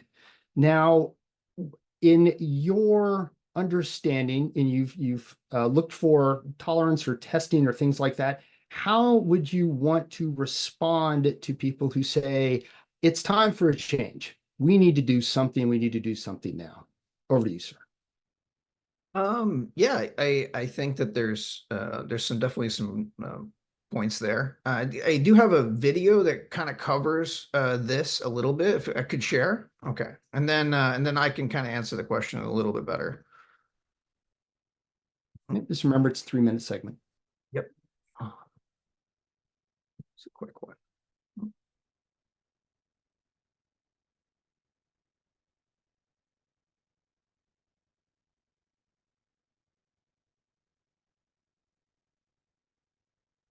Oh, well, I guess it was not going to let me. But nonetheless, so the point of the video was what I talked about earlier had to do with the funding. And so I think that that's really where it comes down to for me, is that if the funding of the third party or of these new organizations is not necessarily beneficial, it's not grassroots. I understand that most people say they have to get money from out of state and or from other organizations. Not necessarily. I did my repeal with grassroots. I did my repeal. I didn't hire signature gatherers. I didn't hire a signature gathering firm.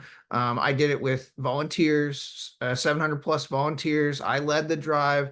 I gained over 580 signatures in a single day.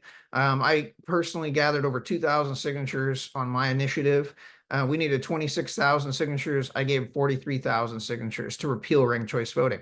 And again, that's done with volunteers. So if a group was more that, then I'd be much more inclined to listen. If every group that I've spoken to on this call, they all use paid signature gatherers, and most of the organizations, even the recall in Oakland, used paid signature gatherers.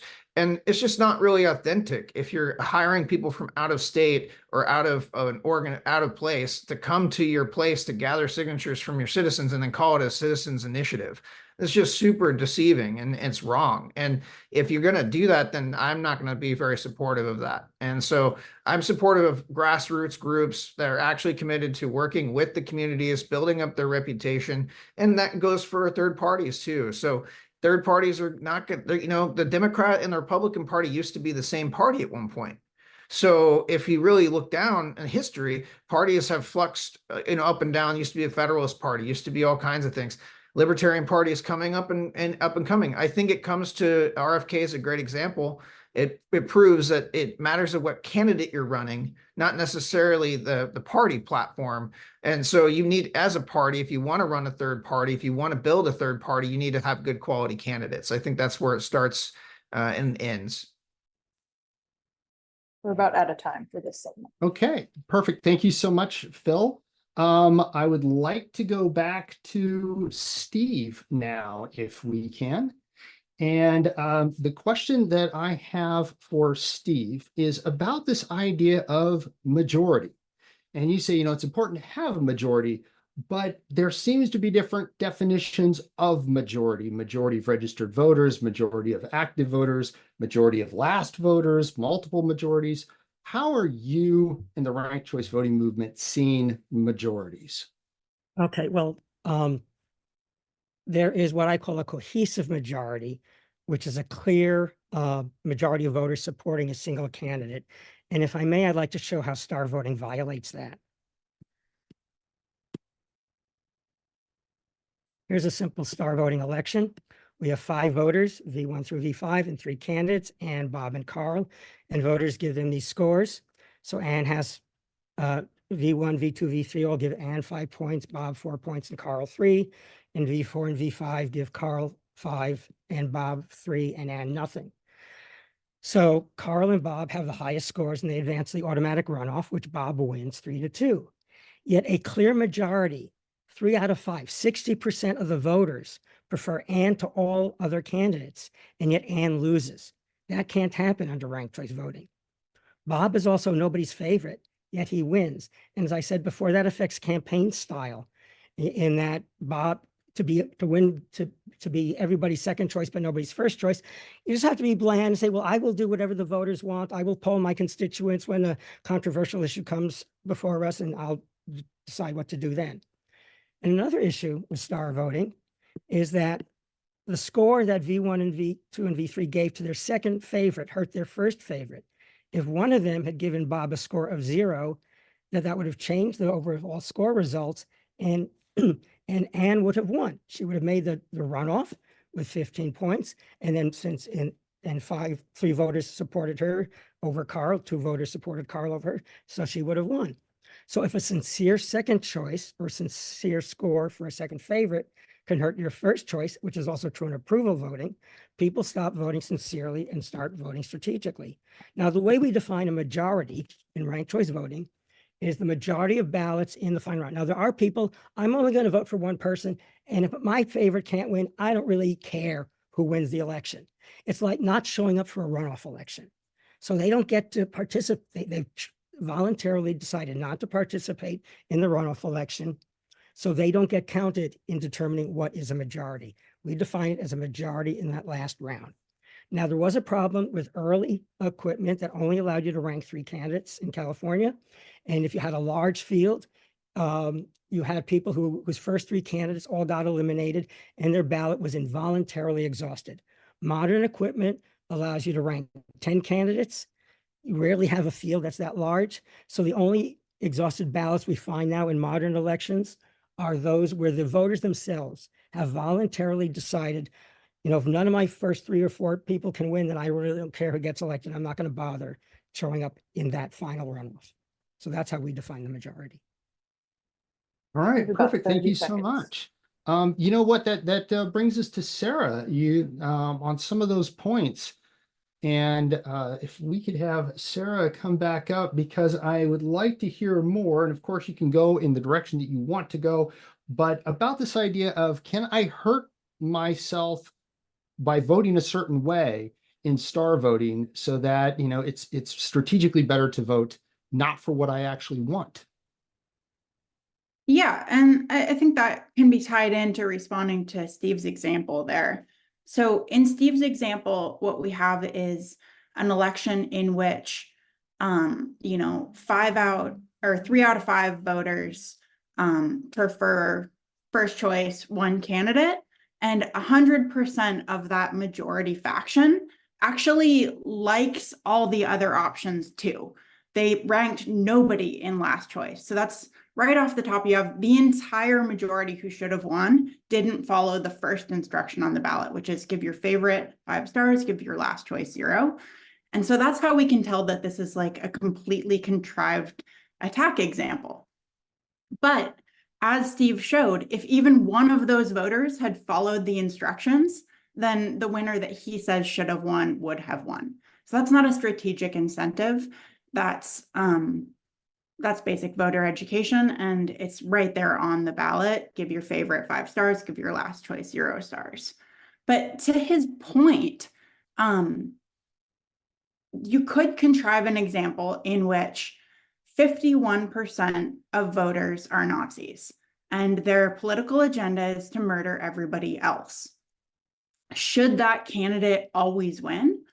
If there was another candidate who doesn't want to murder anybody and is the favorite of 49%, but even the Nazis really respect them and like them too. They give them 3 stars, just like Steve's example. So here we have an anti-murder candidate with 49% of the vote. Do we elect the Nazi? No, that's a clearly unrepresentative, problematic winner. So what star voting and actually approval voting and almost all voting methods are designed to find that consensus winner, the candidate who would make as many voters as possible as satisfied and represented as possible with the results. And that's the mathematical definition of accuracy that we have peer reviewed. And what it shows is that, our current voting system is bottom of the barrel in terms of electing these kinds of polarizing, unrepresentative candidates in some competitive races.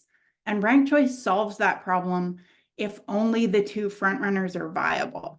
In a Ralph Nader situation, ranked choice can help. But if there's multiple viable candidates in ranked choice voting, the problem stems to the fact that you're not actually counting all of the rankings people give. And in competitive races, those other rankings are relevant. So you have to count all the data or you get really sideways results some of the time. Okay, greatly appreciated. Thank you so much for that. And I'd like to go back to Felix because that is another area that I'm interested in.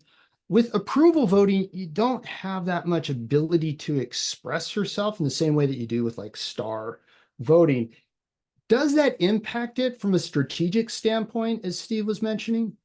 Over to you. I think there's a lot of like, well, what do you mean by strategic there, right? When people talk about strategic or tactical voting, same thing, same meaning ultimately.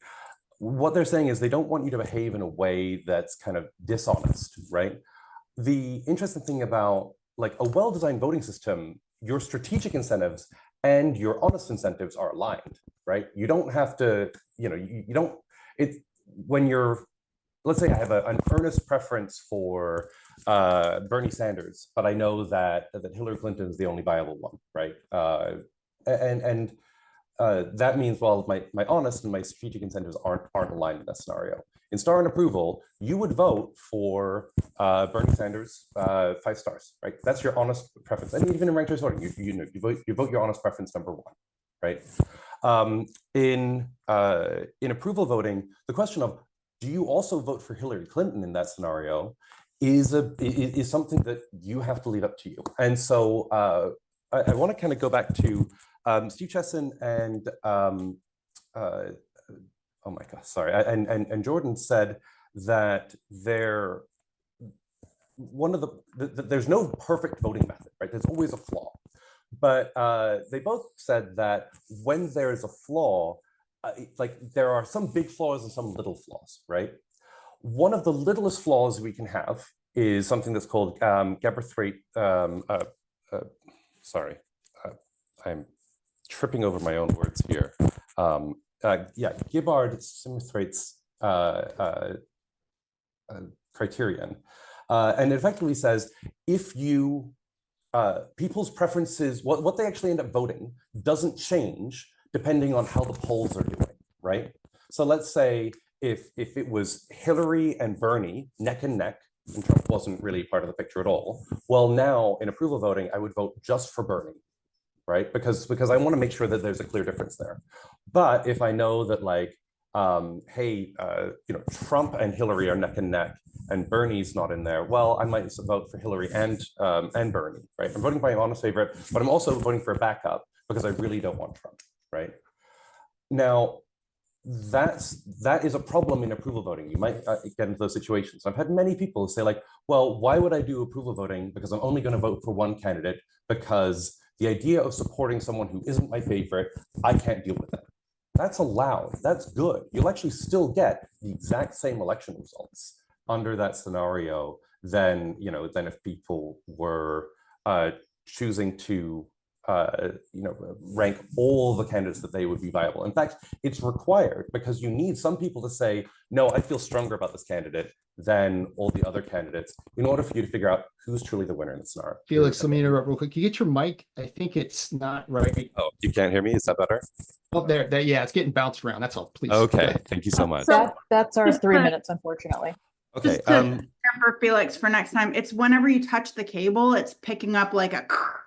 Yeah, sorry, I Don't just had my bump the wire. other the headset I was just using, the earpads just. Yeah, I was going to say it looks switched out. It's different. Yeah, you just don't touch it, it works. Okay, I'll try. Okay, so thank you for that. And that's good. And again, can I just take we're not 10 seconds to finish the sentence? You've got which is finish your just- sentence. Okay. So ultimately, as we're saying, you want a viable alternative, like independent candidates. So you have that in approval voting, you have that in star voting. Yes, you might be a bit strategic about how far down you go, but it doesn't change the results. And that simplicity is one of the reasons that approval voting is the method that I endorse the most. Okay, thank you. That's great. I do want to move on to Phil Izon here because we have been hearing a lot about strategic voting, vote splitting, and from what I can gather, our current system, once we get Philip up here. Phil, I can't spotlight you until you turn your camera on. Oh, there we go. Okay, there we go. All right. Anyway, so for the vote splitting, strategic voting, I mean, what is the current state of plurality voting or regular voting for that? What are your thoughts on that?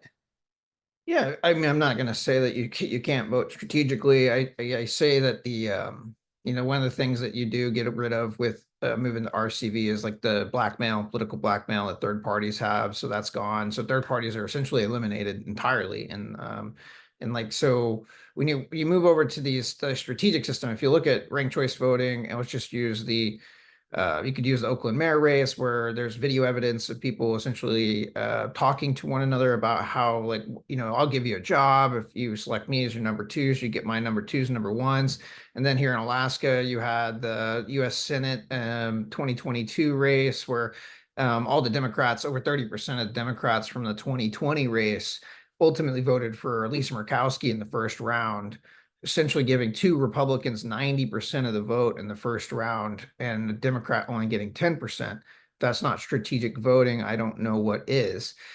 So if we go to spoilers and vote splitting, so ranked choice voting with the ability to essentially have candidates being removed from the ballot after the fact, and the Supreme Court of Alaska determining that the Division of Elections had violated state law, removing Al Gross from the ballot, allowed the vote splitting of Sarah Palin and Nick Begich, because like I said earlier, no matter how much education you do, some of these Republican voters are not ever going to vote for a second. They will only vote for one person. Doesn't matter how many times you tell them, doesn't matter how much you try to message to them, doesn't matter. They won't do it because it's against their morals. It's against their values. They're not going to change because you guys want them to. Okay. So those people are being disproportionately impacted because you want to reform something. And so that's not good. Right.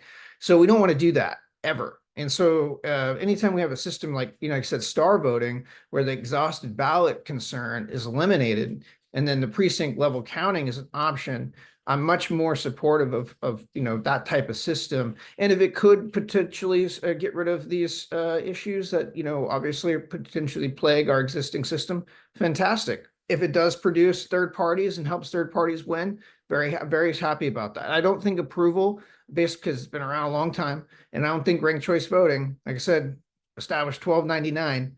I don't think these places, neither one of these have any kind of history that proves that they could be. I think star voting potentially has the ability to prove that at this point. They don't have the data to prove it now, but they could potentially prove it in the future. And I'm supportive of that. Okay, perfect. Thank you so much. Okay, it is now time to get to some of your questions. And I am actually going to send the first question out to, and we don't bother doing a show of hands. We do this through the chat. If you just joined us late, if you have a question and your last name starts with A through K, please send your question to Brady Young. And if it starts through L through Z, please send it to Sarah Yu. We are compiling all the questions together. We're finding the ones that are common and trying to make sure all of our panelists will be engaged throughout the event. If we don't get to yours, it's not because we're trying to restrict which questions come through. It's just a matter of time, and you should have ways to contact all of the different panelists through their organizations that have been put into the chat. So I want to ask my first question to Sarah, actually. If we could bring Sarah back up. The question that we have from the audience is, I've heard that candidates ask their supporters to rank only them, only one, so that they don't hurt their favorite in star voting. Now, how harmful is that? So in any voting method, you're going to have polarized voters who only like their favorite and they hate everybody else. They're they want to vote for one person only, like Phil's grandpa. And that's entirely fine in star voting or in any voting method. If you want to just vote for one, that's your right. But there is a strong incentive to show your down ballot support. So in star voting, I co-authored a peer-reviewed study on this where we modeled voter incentives. And what we found is that the best strategy is the instructions. Give your first choice, give your favorite 5 stars, show your preference order between the candidates. And doing so ensures that even if your first choice doesn't make that runoff, that your vote ultimately goes to the finalist you prefer. So there's a very strong incentive to at least show your preference order between viable candidates. And so I think conservatives feel burned by what happened in Alaska. And so that's why they're not going to listen to ranked choice voting advocates. Just super quickly, I wanted to share my screen, but it's turned off. But voters were told it's safe to vote your conscience. Your vote won't backfire. There won't be wasted votes. And in ranked choice voting, all of those things are verifiably false in a competitive multi-candidate election like they had. So this is where I think Phil said that voting reform advocates really need to differentiate from this broken, outdated version of ranked choice voting. Again, there are better ways to count ranked ballots, but with the system that's being promoted with tens of millions of dollars every year nationally, if you're telling people what they want to hear, and then their first election, these talking points are proven false, it's going to cause massive backfire in the movement. And that's what we're seeing all around the country. 10 states have now banned ranked choice voting, and that is an existential threat to star voting, to approval voting, to the future of voting reform.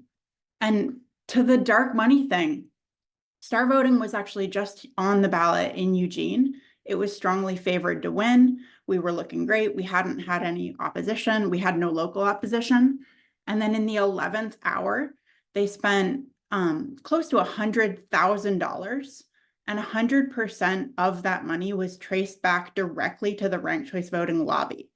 So ranked choice voting spent $100,000 to kneecap star voting, to try and kill it in the cradle with talking points like it's untested, when in fact, the only way to test it is to try it. So this is an existential threat to the voting reform movement. When people say, shouldn't we just go with the momentum? The momentum is repealing ranked choice voting, and we need to stop throwing good money after bad. All right, thank you so much. I actually have a question then also for Steve. Next, if we could have Steve come on up now. And this is from one of our folks in the audience, and it's this idea that for ranked choice voting, as well as Star and some other ones, there seems to be this assumption that voters are knowledgeable about the nuanced difference between the different candidates. Is there any kind of evidence that is actually true and they don't just cynically vote for that one that they're told?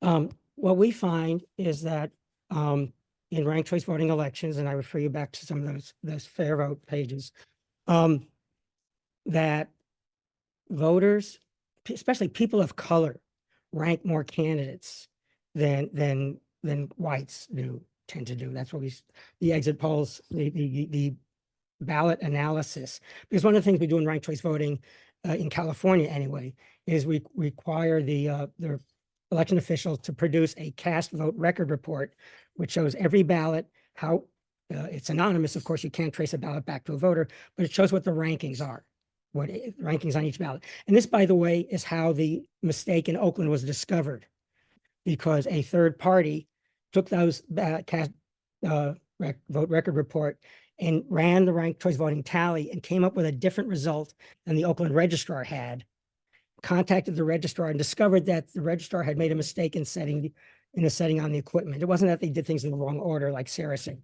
So they had a wrong setting, which treated, well, I won't go into the details of that, but basically that setting, by the way, the Secretary of State has required Dominion to remove the ability to make that setting from their software. I'm sorry, I lost the thrust of your question there. It was just how, what evidence do you have that the voters are actually doing nuanced decisions? Yes. If you drill down to some of those exit poll reports, they go into how many voters actually rank more than one candidate. And we do see voters taking advantage of rankings when they can. I do want to respond to something that Sarah said about, she gave a scenario where 51% of the voters are Nazis. Well, if 51% of your voters are Nazis, you have much bigger problems, and no voting system is going to solve it. And those Nazis, they are going to vote strategically, give 5 points to their favorite and 0 to everybody else, and they're going to end up winning. So you've got much bigger problems if your voters, if 51% of your voters are Nazi. And do I have time to respond to some of the approval comments that were made? A little under a minute. A little under a minute. Okay. Yep. Until you. Fine. I would like to share a slide related to approval voting. One of the problems I have with approval voting is it leads to hypocritical campaigning. I will tell my supporters, only approve me, don't approve anybody else. But then I will go to other supporters of other candidates and say, please consider approving me too. Whereas under ranked choice voting, I'm going to tell my supporters, rank me first. If there's other people that you like, it's okay to rank them second, third, because you're ranking them second or third is not going to hurt me. And then I'm going to go to supporters of other candidates. Say, I know you're ranking your favorite first, but I'd like you to consider ranking me second or third. So in approval voting, giving an approval to my second favorite hurts my first favorite, and it leads to bullet voting. And his experience with elections at the Dartmouth Board of Trustees, Student Trustees election, and I'll post that link into the chat. And also we're seeing that in Fargo. Now, Fargo's only had 2 cycles. And what we see with approval voting in Dartmouth, and I'm going to stop my share and share a different. Steve, that's unfortunately time on this segment. I'll do that next time I come up then. Thank you. Okay, that's perfectly acceptable. So Felix, we have a question from the audience for you. You had said that systems that allow you to show your level of support for different candidates are better, and approval voting seems to have the least ability to do that kind of thing. How do voters show a difference of level of support using approval voting? It's easy. There's the people they do support or the people they don't support, and those are the 2 levels. You only get one, distinction of fidelity. So there is a level. It's not necessarily between the people that you support. It just asks the most basic question you possibly can: would you tolerate this person in office or not? I mean, or like this person in office. I think that might be a better way to put it. And so it's.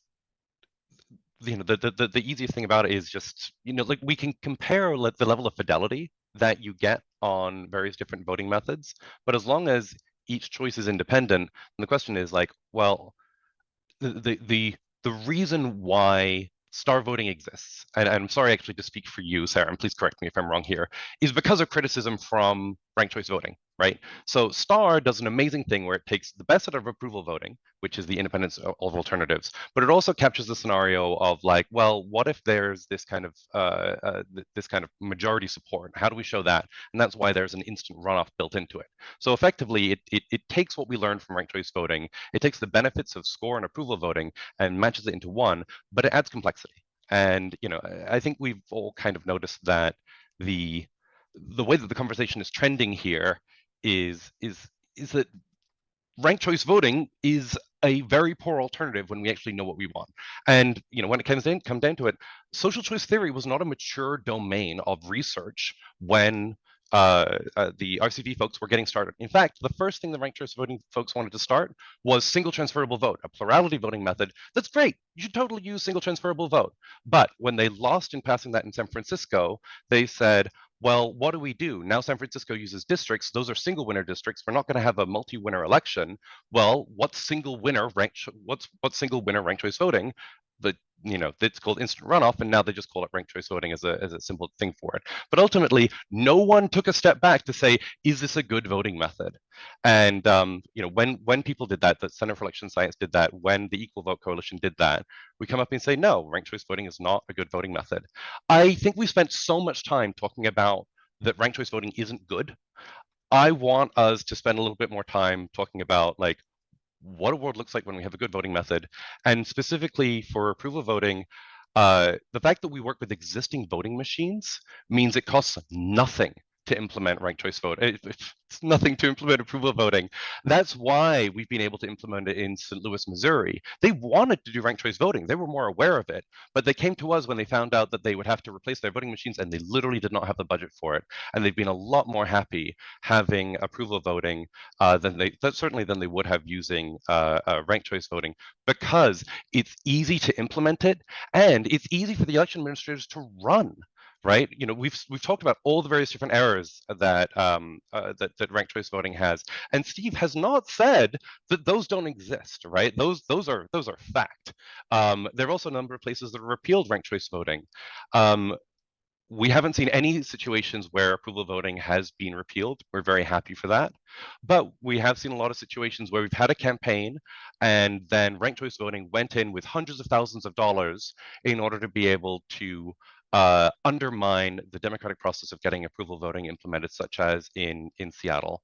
So if there's anything that we can ask, and I understand Brave Angels is not about this, we would like the ranked choice voting group to be better neighbors and to allow us to have independent elections and campaigns as opposed to them interfering in the ones in which we're trying to move forward.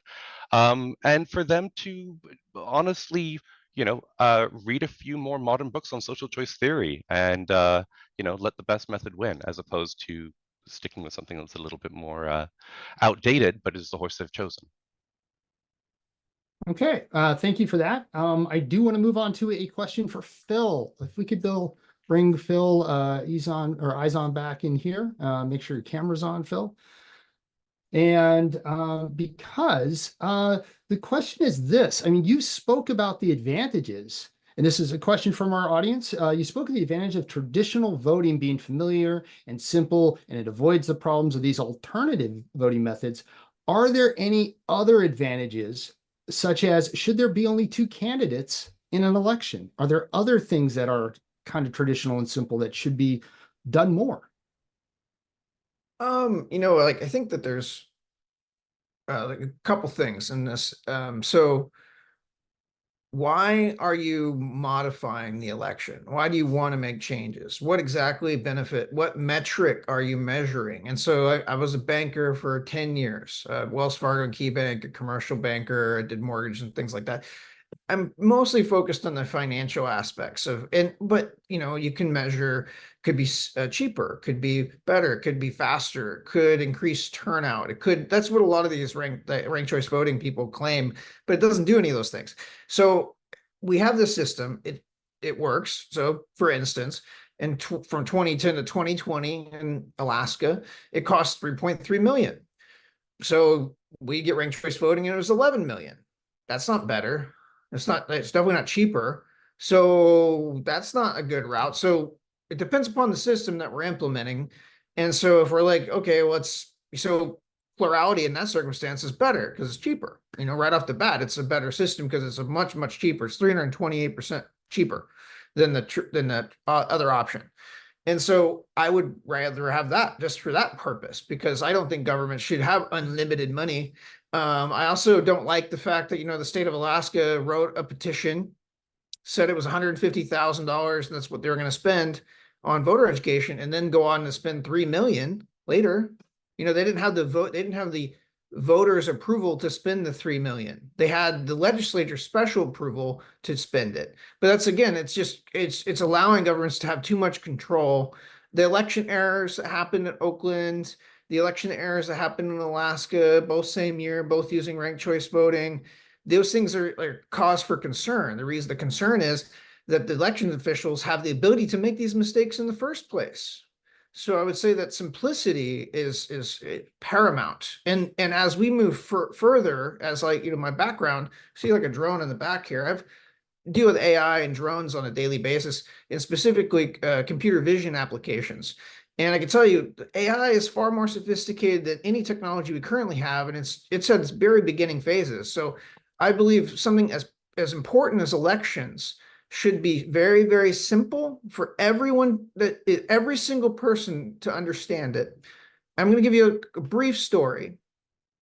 19-year-old disabled girl, a person with disability that I met in Juneau on my way of collecting signatures. Her father and her mom all came to a signing event. And in that, they all signed the petition to repeal ranked choice voting. And I just got into conversation, and the girl said that she cried in the voting booth because that was the very first time she ever voted. She was 19, and she cried in the voting booth because the system was too complicated. I met Vietnam vets that said they would never vote again because of ranked choice voting. They don't believe that their votes counted.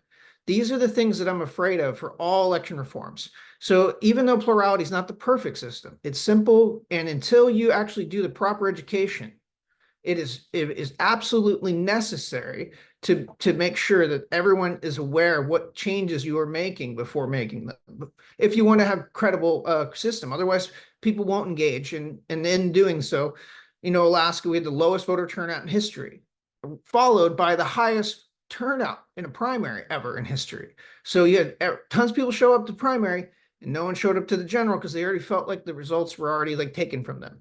And that was so crazy because in that election, the special general, 112,000 Republicans voted for a Republican, and only 75,000 people voted for a Democrat. And yet the Democrat won the election with 36,000 vote difference between the two. That's the kind of thing that it will drive people not to show up. They just won't show up to the election, the next one. So we can't have things like that happen. In Utah, turnout showed after one election. So that's time. Okay. Thank you. Sorry. Can I finish real quick? Yeah. So in Utah, one election, ranked choice voting, they had the turnout was the same.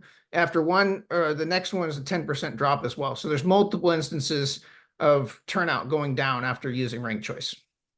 Okay, thank you so much for that. I want to bring this question back to Sarah this time.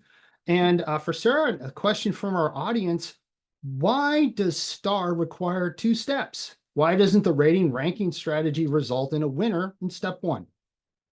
Yeah, so score voting is another system that we actually do support, and that's where you score the candidate 0 to 5 stars. The highest scoring candidate overall wins. And score voting and star voting get the same winner, the vast, like high 90s% of the time.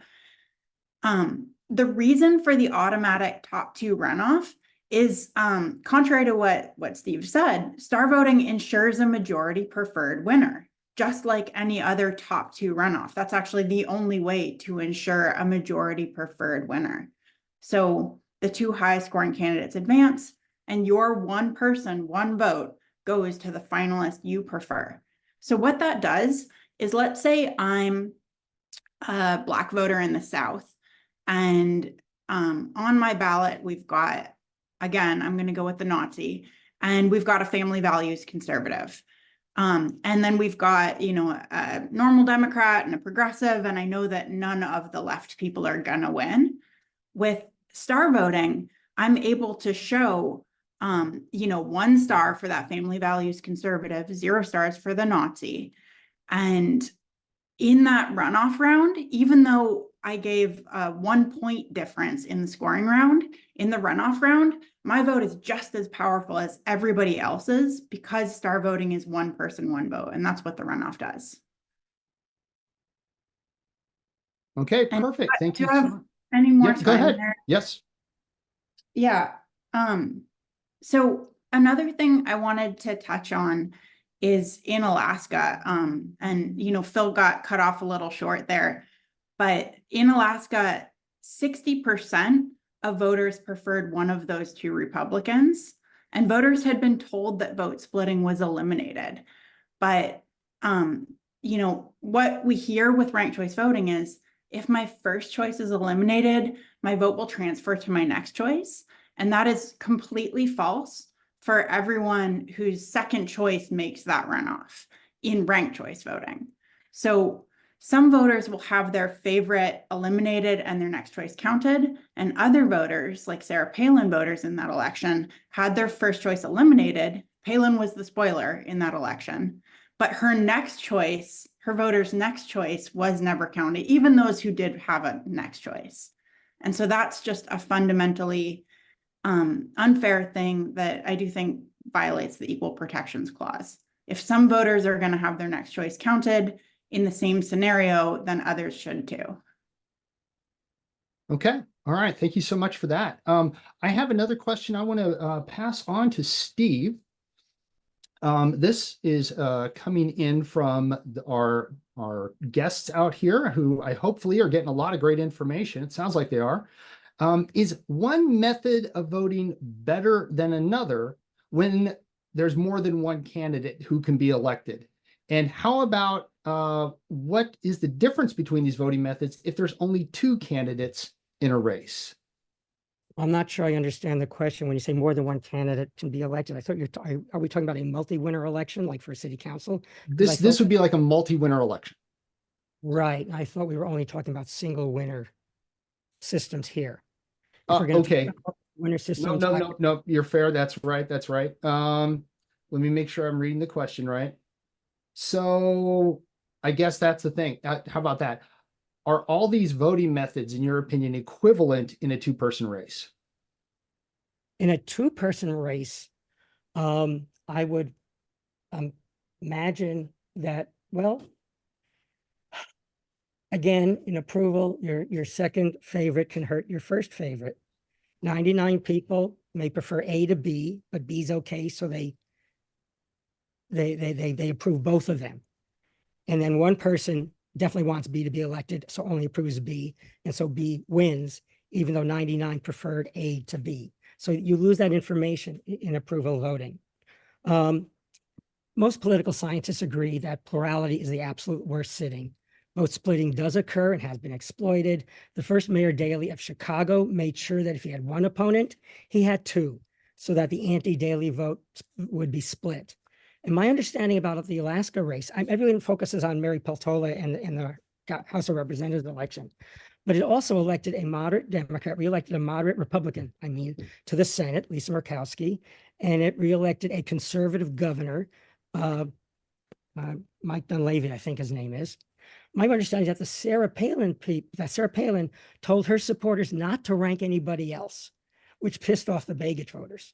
So a lot of the Begich voters didn't rank her second. They ranked Peltola second. Now, if Sarah Palin had told her voters, rank me first, rank Begich second so that we get a Republican elected, then the Begich supporters might have reciprocated and more of them would have ranked her second. And then when Begich was eliminated, Palin would have won. It's because she did not do an effective campaign under ranked choice voting that she lost. And one of the things we do with ranked choice voting implementation is we do candidate education as well.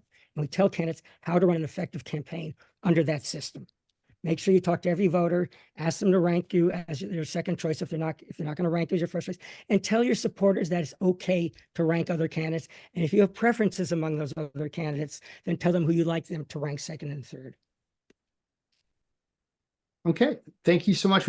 Any more? You still have a little bit more time? Oh yeah, yeah. The example that I showed where star voting, the second choice, it wasn't the last place candidate that they then changed to 0. It was their second favorite that they changed to 0 to cause their first favorite to win. So I wanted to correct what Sarah said about that. If they had followed the instructions and given their last place candidate the 0, it still wouldn't have helped them in that particular scenario. And I have to go through that to make sure that's a true statement. Thank you very much. Okay, thank you. And we are coming up close to time, so I want to bring up Felix. It's probably going to be Felix, and then it's going to be Phil, and then I think we are going to have to call it for a close. Felix, the question and concern that we have from the viewers is about bullet voting. That is where somebody just chooses one candidate and nobody else, even during an approval system. Is bullet voting an issue? And if it's not, how do we know that? Absolutely not. It is not an issue, and it's something that Steve loves to say all the time, and Fair Vote throws out. And I might be a bit passionate about this because this drives me absolutely nuts. Because bullet voting, the implication that they're giving with bullet voting is that when you bullet vote, when you vote for just one under approval voting election, that it's exactly the same candidate that you would vote for in a choose one election where you could only choose one candidate, right? And there's a big difference between who you choose in your honest favorite in an approval voting election and the lesser of two evils in a choose one election. So let's go to our Hillary come on, you know the word, and Hillary, Trump, and Hillary Clinton? Yeah, Hillary Clinton. Sorry, having complete aphasia. Hillary Clinton, what? Biden? No, the Bernie, sorry. Okay. Bernie Sanders. Hillary, Bernie Sanders, and Trump, right? And pretend you're a liberal for this, I understand not everyone here is, but just, you're absolutely the leftist as you can possibly be. Your favorite is Bernie. Under approval voting election, if you vote for only one candidate, you would vote for Bernie. Under a choose one election, you would vote for Hillary because that is the lesser of two evils. That is your strategic choice. Now, you would vote for Hillary and Bernie if you're, depending on your depending on how the polls are doing, right? Depending on your own personal preference and your risk tolerance and things like that. So when people say bullet voting will just devolve things down to plurality choose one elections, it is absolutely not true. And I wish they would stop repeating it because they know better. Yeah, it's false. If you vote for your favorite, then the election actually ends up working out quite well. Okay. All right. Thank you for that. And the last question then we have is going to Phil. So we can bring Phil up. It's like, Phil, we've heard about these potentials for future voting methods, alternative voting methods. If we were to seek out education for one of them, which one do you think would be simple enough, or would we be able to get the education out enough so that people could accept it most readily? Yeah, I think that the first thing we have to look at is, having people come on to spaces and, represent organizations and share information from places like Fair Vote, that you can't trust anything that comes from organizations like that because of the money that they receive and where the money comes from. They're, like that money is tied back to, very, very partisan politics at that point. And so why would we trust that? So when you look at, the RCV representative said, hey, it doesn't hurt, Oakland's minorities weren't hurt. Data says it did, really significantly. University of San Francisco says that, Pacific Islanders, Latinos, and elderly are far more likely to select just one person. In a ranked choice voting scenario, that could be very disastrous and cause problems that the voters probably aren't even aware of.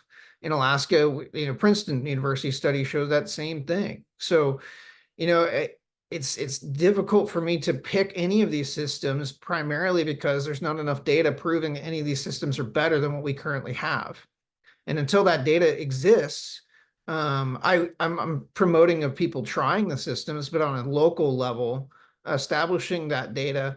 San Francisco and Oakland have been absolute disasters in the last 20 years since ranked choice voting has been implemented in those places. And predominantly, Democrats are the only people running in elections because of the top two structure that they have. And that's a top two ranked choice system. Again, not a jungle primary. Like jungle primary is definitely a problem, but the ranked choice voting system by itself and the design behind it's a flawed system, and the math has been proven wrong. I have worked with the NASA Jet Propulsion Laboratory scientists, and one of them is a former chief technology innovation officer. And he had to use a ranked choice voting in Apache at the Apache Foundation in California also. So Oakland, bad data. Apache Foundation, bad data. San Francisco, bad data.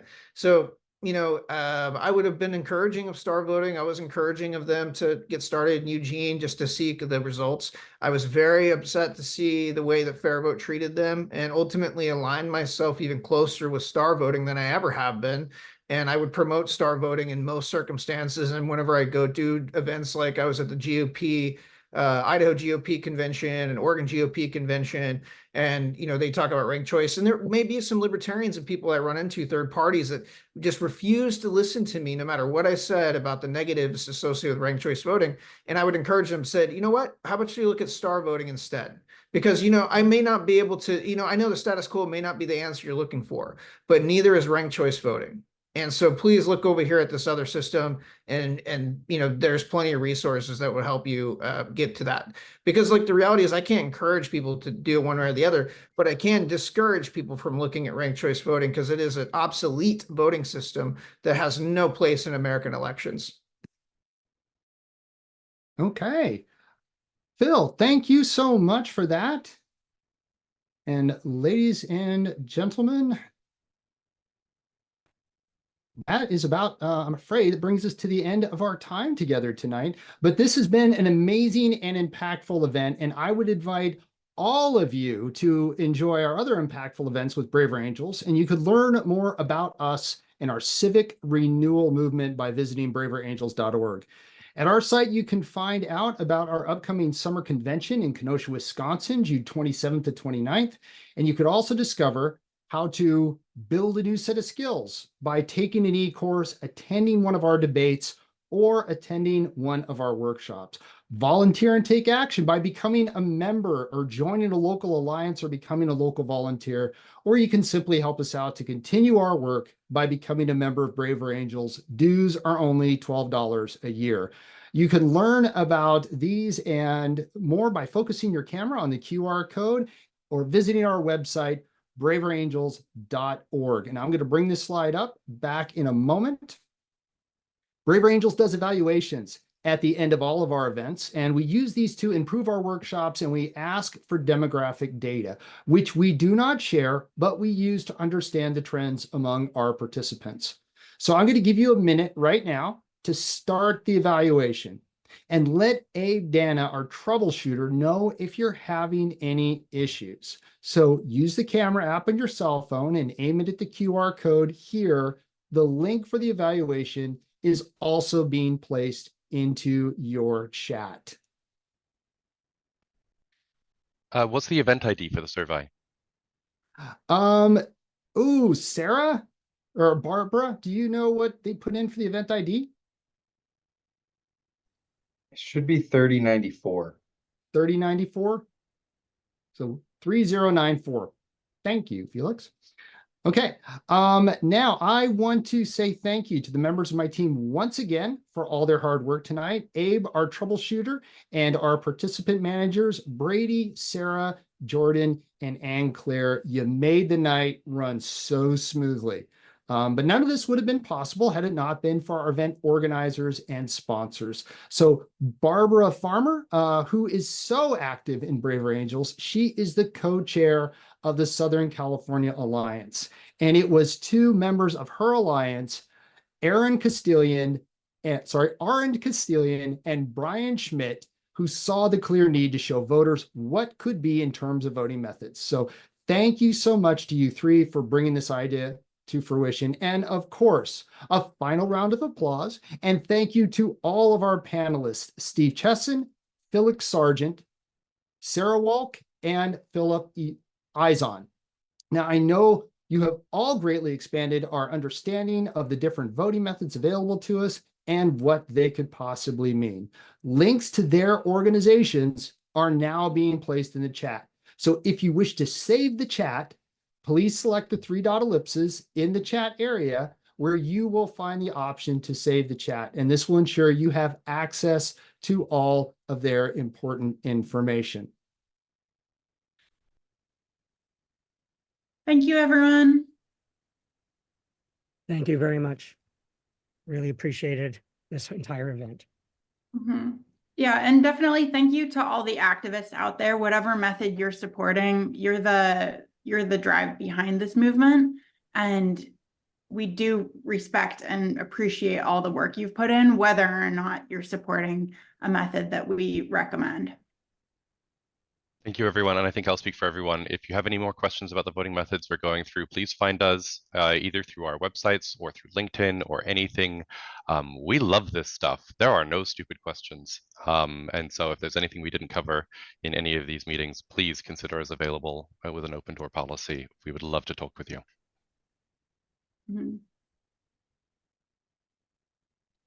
And Steve, thank you for being a good sport. I know that we were hard on ranked choice voting here, but I do really respect the work that you guys put in, especially in California, to build the foundation of the voting reform movement. And we are building on that foundation.